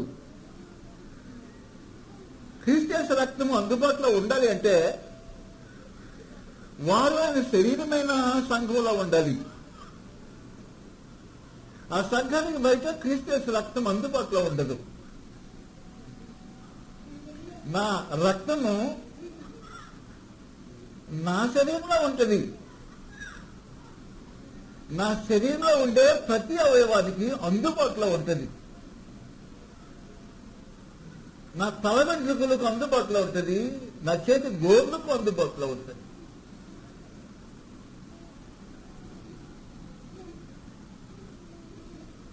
కానీ నా రక్తము బయట అందుబాటులో ఉండదు. కనుక కృష్ణకు రక్తం అందుబాటులో ఉండాలి. ఆ రక్త ప్రోక్షం చేత మనిషి తాకబడాలి అంటే ఆయన శరీరంలోనే ఉండాలి అనే ఒక నియమం ప్రత్యేకించి ఉద్దేశించి నిన్ను అక్కడికి పిలిచాడు. మనుషులు అబద్ధం చేసుకున్నట్టు బొంగలు రక్తము బయట దొరకదు. అబద్ధికుడు చెప్పాడంట, చేలు పాపం పురుగు పెట్టి పత్తి చేలు పువ్వు రాలిపోతుందని కంప్లైంట్ వచ్చి ఆ చుట్టుపక్కల ఉన్న పత్తి చేలు వారు మందు కొట్టుకుంటున్నారు. ఆ పత్తి చేల పక్కనే ఒకటి మీటింగ్ పెట్టేదంట. ఆ మీటింగ్ పెట్టి ఆ మీటింగ్ లో పామర్లు కొంతమంది ఉంటారు కదా, వాళ్ళని మోసం చేసి గుమ్మతో నీళ్లు తీసుకొచ్చాయి. నేను ప్రార్థన చేస్తా, అది క్రీస్తు రక్తం అయిపోతుంది.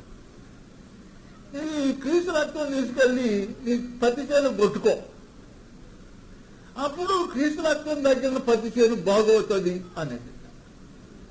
ఆ పామరుడు వీడికైనా 100 రూపాయలు పెట్టి ఒక మొక్కకి ప్రార్థన చేసుకొని ఆ మొక్కతో తీసుకెళ్లి పత్తి చేలకు మందు కొట్టినాడు. కొడితే మామూలుగా రాలేకంటే ఎక్కువ పువ్వు రాలిపోయిందంట. నేను ఏం చెప్తున్నానంటే అలాగూ దొరకదు రక్తం, అది మోసం. రోడ్ల మీద వరకునే యేసుక్రీస్తు రక్తము ప్రతి పాపమును శుద్ధీకరించమని రాస్తుంటాడే, దొరకదు అక్కడ. అలాగే దొరికింది. కృష్ణ రక్తము ఆయన శరీరంలో మాత్రమే దొరుకుతుంది. నిన్ను పిలిచింది ఆ శరీరంలో వదిలితాను, రక్తం లభించే శరీరం అంటారు.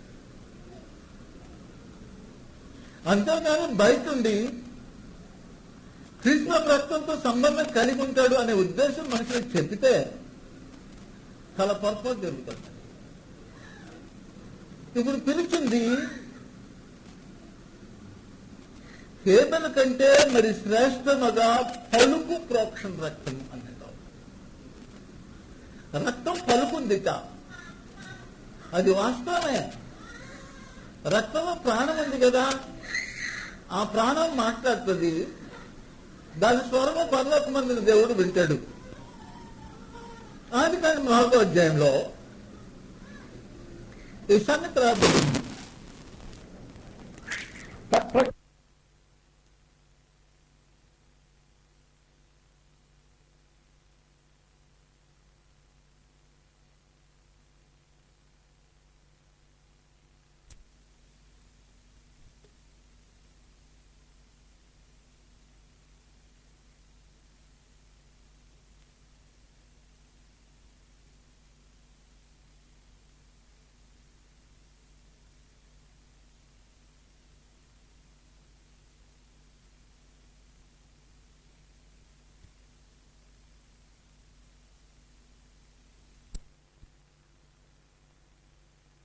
ఇలా మాట్లాడాడు. 8వ వచనం నుండి కయీను తన తమ్ముడైన హేబెలుతో మాట్లాడాను. వారు పొలములో ఉన్నప్పుడు కయీను తన తమ్ముడైన హేబెలు మీద పడి అతనిని చంపెను. యెహోవా, నీ తమ్ముడైన హేబెలు ఎక్కడున్నాడు అని కయీనును అడుగగా అతడు, నేను ఎరుగను, నా తమ్మునికి నేను కావలివాడనా అనెను.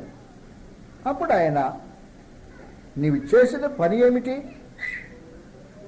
నీ తమ్ముని రక్తం యొక్క స్వరము నేలలో నుండి నాకు మొరపెట్టుచున్నది. అది విశేషమైన సంగతి.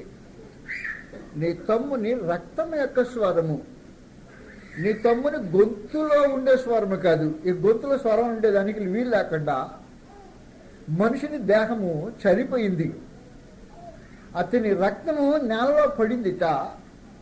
దేహంలో ఉంటే ఒకళ్ళు మాట్లాడేది వేరే సంగతి. రక్తం యొక్క స్వరము నేలలో నుండి నాకు మొరపెట్టుచున్నది అన్నాడు. ఏమని మొరపెట్టిందో నాకు తెలియలా. న్యాయం కొరకు అడిగిందో, అయ్యా నేను నీ పక్షంగా న్యాయంగా నమ్మకంగా ఉన్నా, మా అన్నయ్య నన్ను అన్యాయంగా చంపాడు అని అందో, ఏమందో నాకు ఖచ్చితంగా తెలియదు, కానీ మొరపెట్టిన మాట మాత్రం వాస్తవం. ఆ ప్రక్కనే కయ్యూనికి అది వినిపించలా. పరమదేవుని చెవులు మనిషిని రక్తము భూములోంచి మొరపెడితే వినగలిగినంత సున్నితంగా ఉంటాయి. అలాంటి ఒక ఆయన పరమందున ఉన్నాడు. కృష్ణ ప్రభు రక్తము దేవుని సముఖానికి హేబెల్ కంటే మరి శ్రేష్టముగా పలుకు ప్రోక్షణ రక్తం వద్దకు అన్నప్పుడు ప్రభుని యేసు రక్తం ఏమని పలికిందో నాకు తెలియదు. ఇంకో స్థలంలో మీకు తెలిసినట్టు ప్రకటన గ్రంథము 6వ అధ్యాయంలో 9వ వచనంలో స్వరము రక్తం యొక్క స్వరం మాట్లాడుతుంది. అంటే వాస్తవానికి ఆత్మలు మాట్లాడుతున్నాయి అన్నమాట. ప్రకటన గ్రంథం 6వ అధ్యాయము 9వ వచనంలో ఆయన 5వ ముద్రను విప్పినప్పుడు దేవుని వాక్యము నిమిత్తమును తాము ఇచ్చిన సాక్ష్యము నిమిత్తమును వధింపబడిన వారి ఆత్మలు బలిపీఠం క్రింద చూచితిని. వారు నాథా సత్యస్వరూపి పరిశుద్ధుడా, ఎందాక తీర్పు తీర్చకయు మా రక్తము నిమిత్తము భూనివాసులకు ప్రతిదండన చేయకు ఉందువని బిగ్గరగా కేకలు వేసిరి. కాబట్టి వారి స్వరము పలుకుతోంది రక్తం యొక్క స్వరం. కానీ ఇప్పుడు మీరు వచ్చింది హేబెలు కంటే మరీ శ్రేష్టముగా పలుకు ప్రోక్షణ రక్తం నద్దుకు. ఈ రక్తము మనుషుల పక్షంగా వాదిస్తుంటది, ప్లేడర్గా పనిచేస్తుంటది. నీతి గల న్యాయాధిపతి ఉన్నాడు, న్యాయాధిపతి ప్రక్కనే వాదించే ప్లేడరు ఉన్నాడు, జడ్జి గారు ఉన్నాడు, జడ్జి ప్రక్కనే నీతో ప్లేడర్ ఉన్నాడు. కాబట్టి దేవుని సముఖానికి వచ్చినప్పుడు ఆయన ఏం చెప్పాడంటే, ప్లేడర్తో పాటును ఈ జడ్జి దగ్గరకు వచ్చావు అన్నమాట. ప్లేడర్తో పాటు ఒక ముద్దాయి జడ్జి దగ్గరకు వస్తే క్షేమంగా ఉన్నాడు అన్నమాట. కారణం ఏమి? జడ్జి ఎదుట ప్లేడరు ఈ ముద్దాయి పక్షంగా వాదిస్తాడు, తన కేసును తన మీద వేసుకుంటాడు. నీ పక్షంగా నేనయా వాదించేది అంటాడు. ఇక్కడికి ప్లేడర్ అయితే డబ్బు తీసుకుంటాడు, అక్కడ ప్లేడర్ అయితే ప్రాణం పెట్టి తన రక్తం చేత మనుషులకు వాదన చేస్తుంటాడు. మానవ పాపాన్ని క్రీస్తు యేసు తన రక్తం చేత కడుగుతుంటాడు. వారి విమోచన కొరకు దేవుని సముఖంలో వాదిస్తుంటాడు. అలాంటి రక్తం దగ్గరికి మీరు వచ్చారు, క్షేమకరమైన పరిస్థితి దగ్గరకు వచ్చారు, కృపలోనికి మీరు వచ్చారు. అదన్నమాట విశేషమైన సంగతి. మీరు వచ్చింది కృపలోనికి. దేవుని సముఖానికి వచ్చారంటే న్యాయపు తీర్పుకు రాలా, కృపలోనికి వచ్చారు. కనుక ఈ రోజున మిమ్మల్ని పిలిచిన వాడు ఈ స్థితికి పిలిచాడు. కానీ వచ్చింది ఎక్కడికో. మీరు ఎక్కడున్నారు ఇప్పుడు? వచ్చి అక్కడే ఉన్నారా? అది దురదృష్టం. చెప్పానే, మోషేకు తనున్న స్థలం తెలియకపోతే పరమదేవుడు ఇది పరిశుద్ధ భూమి అని నేర్పించాడు పాట. యెషయాకు దర్శనమిచ్చి తన నిజస్థితిని కనుపరిచాడు. ఈ రోజున నిన్ను పిలిచిన స్థితిని నీకు కనుపరిచి నీకేం పాఠం నేర్పించాడో నిజంగా నాకు తెలియలా. క్రీస్తు యేసునందున్న వారు వచ్చిన స్థలము ఆశ్చర్యకరమైన స్థలం. కాబట్టి నీవు భౌతికంగా ఆలోచన చేసి నీ పరిస్థితుల గురించి నువ్వు దాదాపు నిలిచిపోయి ఉండకుండా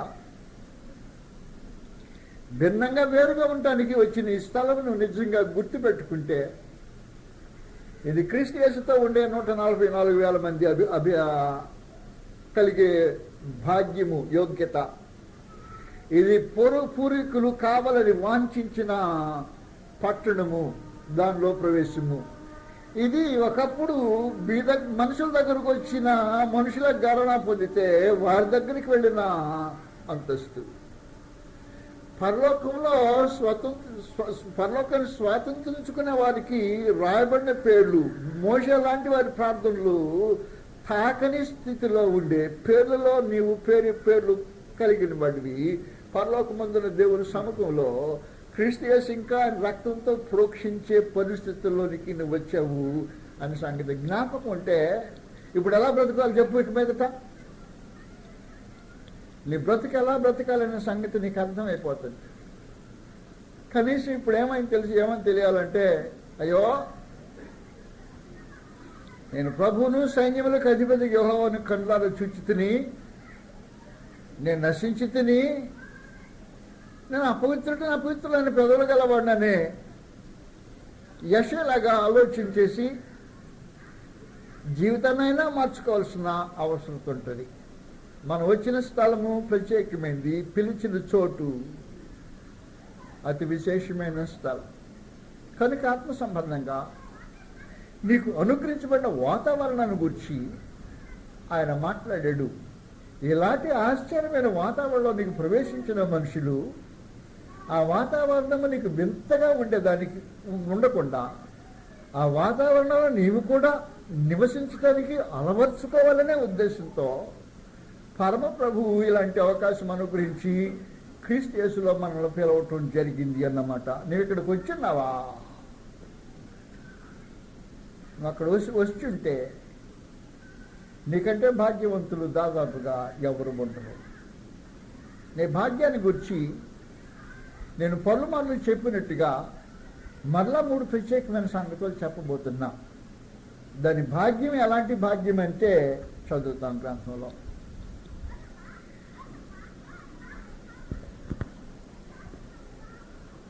క్రీస్తు యేసునందు మనుషులకు అనుగ్రహించబడిన భాగ్యం మత్తయి సువార్త 11వ అధ్యాయంలో బాప్తిస్మం ఇచ్చి యోహాను గురించి మాట్లాడినప్పుడు ప్రభువైన యేసు ఈ సంగతి తెలియచేశారు. మత్తయి సువార్త 11వ అధ్యాయం 10వ వచనంలో లేదు 11వ వచనంలో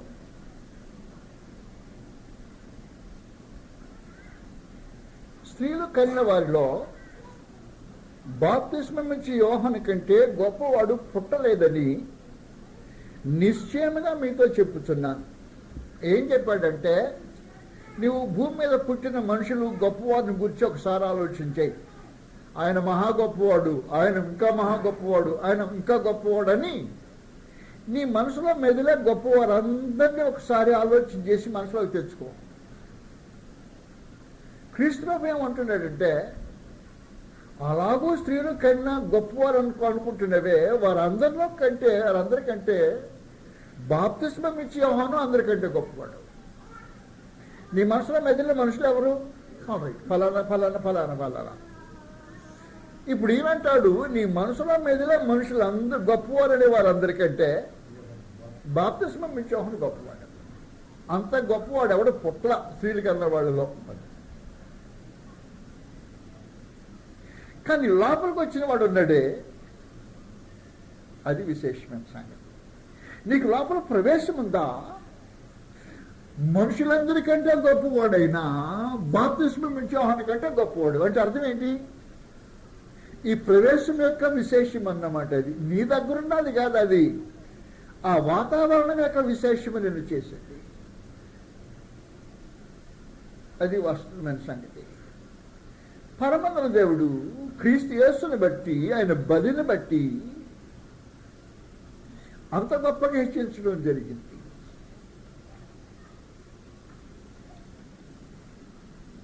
మొదటి సంగతి. నెంబర్ 2,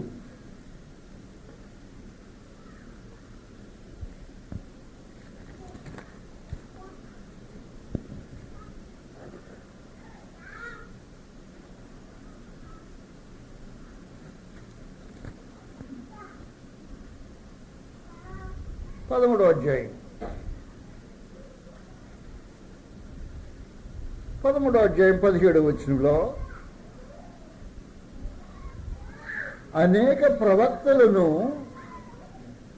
నీతిమంతులను, ఇప్పుడు యోహాను గారు ఒక్కడు మాత్రమే కాదు, అనేక ప్రవక్తలను నీతిమంతులను మీరు వినువాటిని వినగోరియు వినకపోయిరి.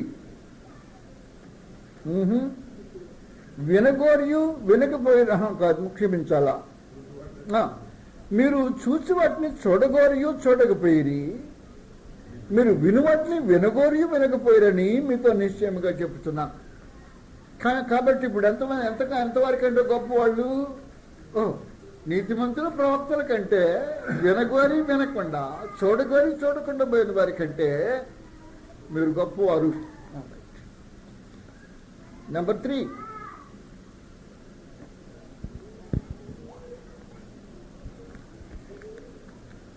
మొదటి పేతురు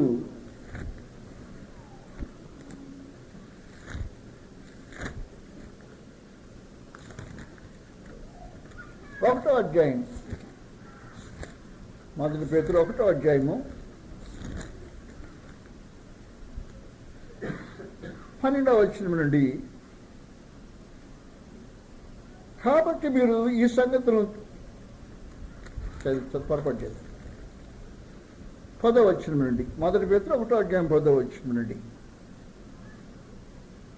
మీకు కలుగు ఆ కృపను గుర్చి మాట్లాడుతుంది. దీని సంగతి మీకు కలుగు ఆ కృపను గుర్చి ప్రవచించిన ప్రవక్తలు ఈ రక్షణను గుర్చి పరిశీలించు తమ యందున్న క్రీస్తు ఆత్మ క్రీస్తు విషయమైన శ్రమలను గుర్చి వాటి తరువాత కలుగు మహిమను గుర్చి ముందుగా సాక్ష్యం ఇచ్చినప్పుడు ఆ ఆత్మ ఏ కాలమును ఎట్టి కాలమును సూచించవచ్చునో దాన్ని విచారించి పరిశోధించి పరలోకం నుండి పంపబడిన పరిశుద్ధాత్మ వలన మీకు సువార్త ప్రకటించిన వారి ద్వారా, అపోస్తలుల ద్వారా మీకు ఇప్పుడు తెలుపబడిన ఈ సంగతుల విషయమై తమ కొరకు కాదు గాని మీ కొరకే పరిచర్య చేసిన సంగతి వారికి బయలుపరచబడును. దేవదూతలు ఈ కార్యములను తొంగి చూడగోరుచున్నారు. మీరు చేసే పనులు దేవదూతలు తొంగి చూడగోరుచున్నారు. తొంగి చూడటం అంటే అవకాశం లేని వాళ్లే తొంగి చూసేది. లోపలంతా మినిస్టర్ల మీటింగ్ జరిగిందనుకో, ఈ మినిస్టర్ల మీటింగ్ జరిగితే మామూలు వాళ్ళు ఒక పార్టీ నాయకులు బయట ఉండి తొంగి చూస్తూ ఉంటారన్నమాట. కాబట్టి మీకు కలుగు ఈ కృప, ఈ ప్రవేశము, పిలవండి పిలుపు, మీరు వచ్చిన ఈ చోటు ఆశ్చర్యకరమైన చోటు. కాబట్టి ఇంకెలా బ్రతకాలి క్రైస్తవుడు అనే సంగతి నేను చెప్పాల్సిన అవసరం లే. మొట్టమొదటిగా ప్రాక్టీస్ చేయాల్సిన, ఆరంభించవలసిన సంగతి నేను ముందుగా చెప్పాను. నేను మీకు ఎక్కడ ప్రారంభించాలి చెప్పండి? క్రైస్తవ జీవితము ప్రారంభించడానికి మొట్టమొదటి నేర్చుకుంటామని చెప్పే చూసావు,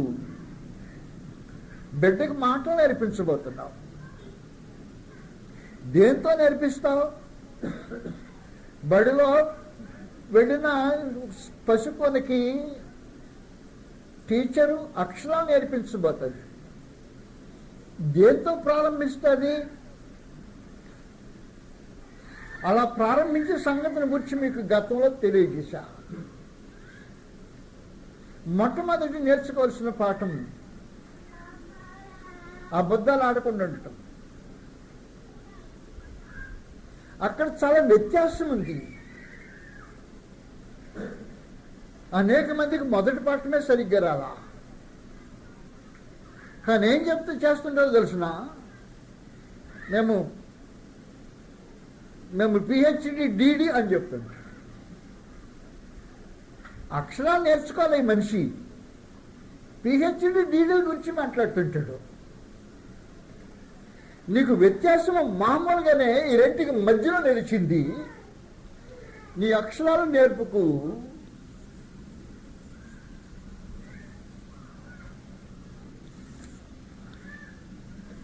ఇది అబద్ధాల రాజ్యము, అది సత్యరాజ్యం.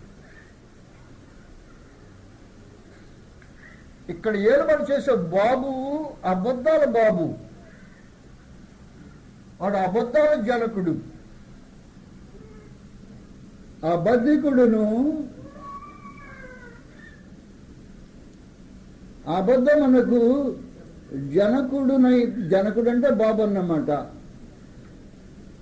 వాడు అన్నమాట. నాదా సత్యస్వరూపి ఈయన. క్రీస్తు యేసు సత్యముని గురించి సాక్ష్యం ఇవ్వడానికి వచ్చిన వాడు. సత్య సంబంధి అని ప్రతివాడు ఆయన మాట వింటాడు. ఇది కండిషన్. ఈ రెంటికి మధ్యలో అబద్ధాల బాబుకును సత్య స్వరూపి అయిన దేవునికి మధ్య వ్యత్యాసం ఉంది. కాబట్టి నీకు నేర్పించే తొలి పాఠం క్రీస్తు యేసునందు అబద్ధం ఆడకుండా ఉండటం. అది నీవు ఇంట్లో పసుకొని నేర్పించితే ఏమో నేర్పిస్తావో, అమ్మా నాన్న అంటావా? వాళ్ళ పేర్లు నేర్పిస్తే తొందరగా చచ్చిపోతారని తాత మా జేజీ అంటావా? ఏదో అంటావు నాకు తెలియదు. మొత్తం నీ ఫిలాసఫీ నేర్పించే ఫిలాసఫీ ఏదైనా సరే మాటలు దేవుని వాతావరణంలో మనుషులు నేర్చుకోవాల్సిన తొలి పాఠము. ఒకవేళ ఈ పాఠం నీకు రాకపోతే ఆయన రాజ్యంలో నువ్వు ఎవడివి కాదు.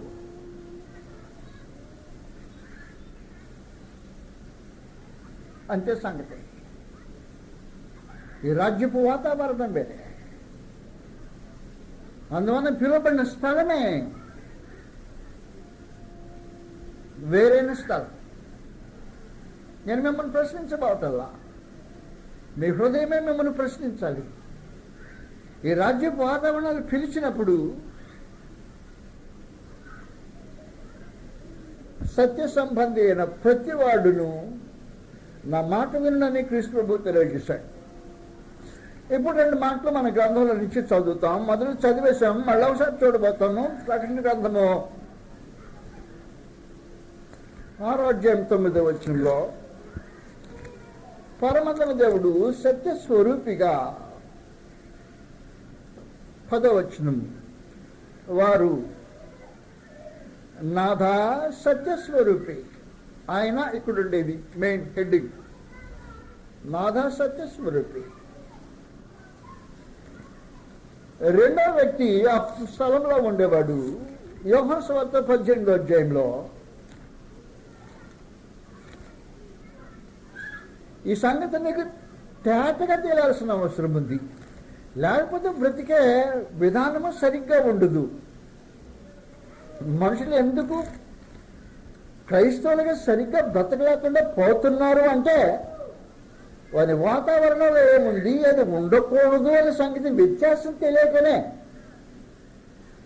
యోహాను సువార్త 18వ అధ్యాయంలో ప్రభువైన యేసు మాట్లాడిన సందర్భం ఇది. 38వ వచనంలో యేసు నీవన్నట్టు నేను రాజునే, సత్యమును గురించి సాక్ష్యం ఇచ్చుటకు నేను పుట్టి తిని, ఇందు నిమిత్తమే ఈ లోకమునకు వచ్చి తిని, సత్య సంబంధమైన ప్రతివాడును నా మాట వినును అని. అందుకు పిలాతు సత్యమనగా ఏమిటి అన్నాడు. సత్యం అంటే పాపం పిలాతుకు యూదులకు గవర్నరే, యూదా దేశాన్ని ఏటానికి రోమా ప్రతినిధి. సత్యం అంటే ఏమిటి అనేది తెలియదా నీకు? లోకంలో ఉన్నావు కదూ, సత్యం ఏంటంటే నీకు తెలియకపోతే ఆశ్చర్యంలా. కానీ సత్య సంబంధి ఉన్నాడే, మనకి సత్యం అంటే తెలుసు. మొదటి యోహాను పత్రిక 2వ అధ్యాయంలో సత్యాన్ని అబద్ధం నుండి తేటగా వేరు చేస్తూ ఈ సంగతులు మాట్లాడేశాడు. జీవితము క్లియర్ కట్గా ఉండాలి అన్నమాట. 21వ వచనము 2వ అధ్యాయము మొదటి యోహాను పత్రిక 21వ వచనంలో మీరు సత్యం ఎరుగని వారైనందున నేను రాయలేదు కానీ మీరు దాన్ని ఎరిగి ఉన్నందునను. నెక్స్ట్ ఏ అబద్ధమును సత్య సంబంధమైనది కాదని ఎరిగినందున. ఓహో, ఏ అబద్ధమును సత్య సంబంధమైనది కాదు. క్లియర్గా గీత గీసేశాడు, ప్రత్యేకించి అటు తెంచి వేశాడు. మొదటి పాఠం వచ్చిందా?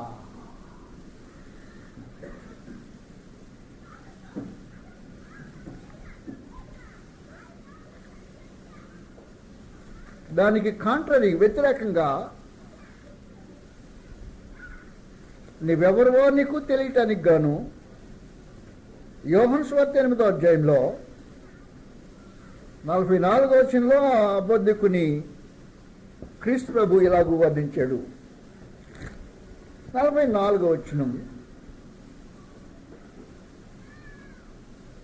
మీరు మీ తండ్రి అపవాది సంబంధులు. 8:44, మీరు మీ తండ్రి అపవాది సంబంధులు. మీ తండ్రి దురాశలను నెరవేర్చుకొని కూర్చున్నారు. వాడు ఆది నుండి నరహంతకుడయుండి సత్యమందు నిలిచిన వాడు కాడు, వానిలో సత్యమే లేదు. వాడు తన అబద్ధం ఆడినప్పుడు తన స్వభావమును అనుసరించే మాట్లాడును. వాడు అబద్ధికుడును అబద్ధమునకు జనకుడునై ఉన్నాడు అన్నాడు. కాబట్టి తొలి పాఠం నేనేం చేయాలంటే సత్యవంతునిగా చేయాలి. అబద్ధం ఆడని ఒక జీవిత విధానంలోనికి నిన్ను నడిపించాలి. నిన్ను పిలిచిందే అబద్ధాలు ఆడటానికి పిలవాలా? ఆహా, నేను ఒకటి ఇప్పుడు మిమ్మల్ని అడిగే ప్రశ్న, నువ్వు అబద్ధాలు ఆడతావా? ఆ మాట అంటాక ఆయన అన్నాడు, అబద్ధాలు ఆడకుండా ఉండేవాడు ఎవడండి అన్నాడు. ఇస్త్రీ ఇమ్మీడియట్గా ఇస్త్రీ పాలిసి. ఓహో, అట్టయితే మీరందరూ మీ బాబు ఆడానన్నమాట, వాడు సంబంధులేనా అని తిరిగేశాడు. అబద్ధం ఆడే ప్రతివాడు సంబంధి. మూర్ఖులకి తరము నుంచి వేరయి అని చెప్పిన ఆ తొలి పలుకులో మీరు అబద్ధికులు కాకుండా ఉండండి అనే పిలుపు పిలిచాడు. ఆ సంగతి నీ చెవికి వినిపించలేదా? అక్కడ పునాది గట్టిగుంటే జీవితము స్థిరంగా ఉంటుంది. అక్కడ పునాది లూజ్ అయితే ఆ జీవితము ఎన్నడూ సెటిల్ కాదు. సూత్రం నిలబడేది ప్రాముఖ్యంగా దాని ఒక్కదాని మీద మూలరాయి. జీవితానికి మూలరాయి. నీవెవడు సంబంధివి? అందువల్ల మొట్టమొదట నీ పాఠం నేర్చుకోకుండా ఎంఏలు, బిఏలు, పిహెచ్డీలు, డీడీలు, బోడీలు చదువుకున్న వాళ్ళు ఉన్నారు అనుకున్న వాళ్ళు ఎవరైనా మీ మధ్యలో ఉన్నారనుకో, అంతకంటే అబద్ధికులు ఇంకొకటి ఎవరు లేడు. వాళ్ళు అలాగే అన్నారు. అపవాద సంబంధులై ఉండి, అబద్ధికులై ఉండి, అబద్ధాలు ఆడేవాళ్ళు ఉండి మా తండ్రి దేవుడు అని. ఒరే, అబద్ధాలు ఆడే బాబు మీరు పెట్టుకుని తండ్రి దేవుడు అబద్ధ దేవుడు అంటారేంట్రా అన్నాడు.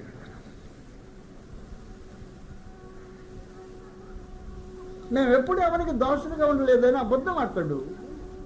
మా దేవుడు మాకు తండ్రి దేవుడు అంటే అక్కడ జీవితపు పతనం ఉంది, అర్థం కాని స్టాండ్ ఉంది. అందువల్ల మహాదేవుడు ఉద్దేశించి నిన్ను వేరు చేయడానికి పిలిచిన రోజున జీవితాన్ని క్లియర్ కట్గా తెంచి వేయటానికి, అటో ఇటో కొట్టి వేయటానికి నీవు అబద్ధికుడువా సత్యవంతుడు? తొలి పాఠం నేర్చుకున్నావా? ఆలోచనయా అని.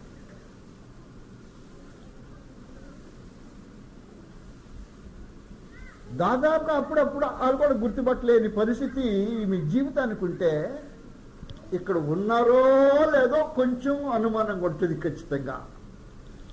ఎందుకంటే పిలువబడిన స్థలంలో అది లేదు.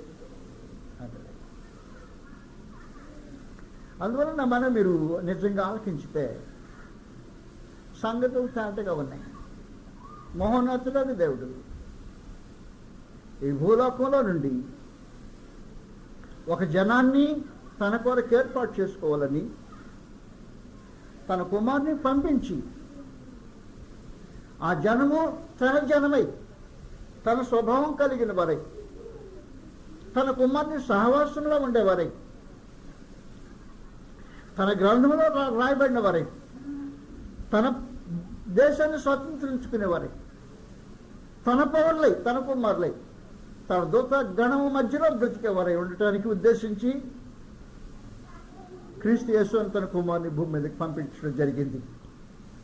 క్రీస్తు బాబు రక్తం పెట్టి కొనటానికి ఉద్దేశించింది అలాంటి ప్రత్యేకమైన జనాన్ని.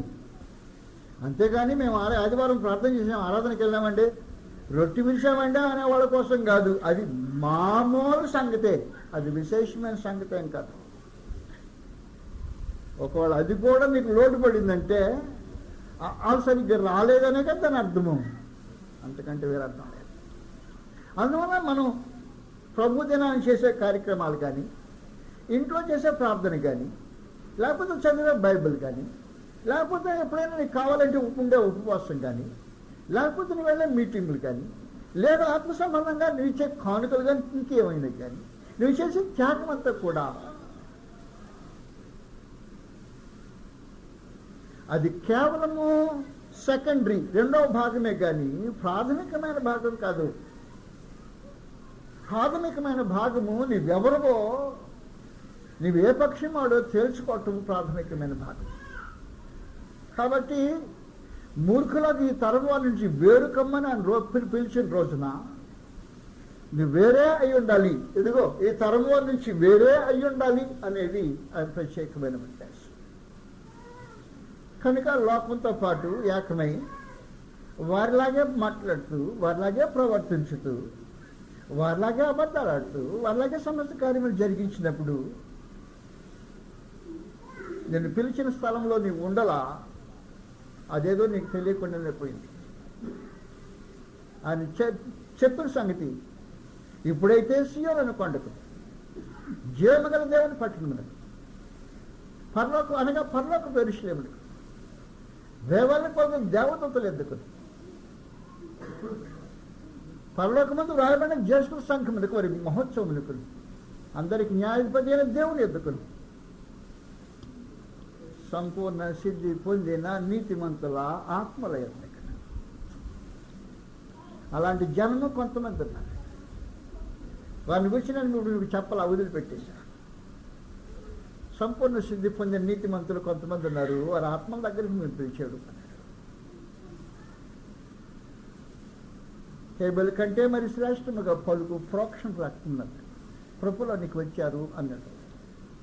నువ్వు ఈ కృపలో నిలిచుంటావో, లేకపోతే మతం అనే పేరుతో అర్ధరహితంగా ఏదో ఒక రకమైన జీవితం కలిగి ఆదివారం ఏదో ప్రార్థనకు వచ్చి వెళ్ళిపోయి నీ బ్రతుకు నీకు ఇష్టం వచ్చినట్టు బ్రతుకుతావో, అది వేరే సంగతి. దేవుడు ఆదివారం ప్రార్థనకు వచ్చే మనుషుల గురించి ఆలోచన చేయాల. ఆయన ఆలోచన చేసింది ప్రత్యేకించి మూర్ఖుల తరం వారి నుంచి వేరే ఆయన పిలిచిన పిలుపునకు తగ్గినట్టుగా ఆ స్థలానికి వచ్చిన వారిని గూర్చి మాత్రమే పట్టించుకోవటానికి ఉద్దేశించాడు. ఒకవేళ నీ మతము మామూలు అయితే నీకే ఉంచుకో, పర్వాలే, కానీ అది నీకు మేలు చేయలేదు. యూదులకు తమ మతం ఎలాగో ఉపయోగం లేకుండా పోయి దేవునికి శత్రులుగా మసులుకున్నారో, అలాగే మీ మతము మీకు ఉపయోగం లేకుండా పోయి దేవుని శత్రులుగా చేయటానికి మీకు సంపూర్ణంగా సహాయం చేయగలదు. దానికేమి మీరు అనుమానపడాల్సిన అవసరంలా. మీ మతం వలన మీకు నాశనం కలుగుద్ది కానీ మేలు కలగదు. కానీ మీరు పిలుపు యొక్క అనుభవం వల్ల కృపలోనికి, పరలోక సంబంధమైన వాతావరణంలోనికి, పరలోక దేవుని సహవాసంలోనికి, ఆయన కుమారత్వంలోనికి, వారసత్వంలోనికి పిలువబడ్డారు. దానికి తగినట్టుగా బ్రతుకుతమే ఆయన పిలుపులోని ఉద్దేశం. అలా బ్రతుకుటకు దేవుడు తన కృపను మన విస్తరింపు చేయను గాక. నమస్కారం.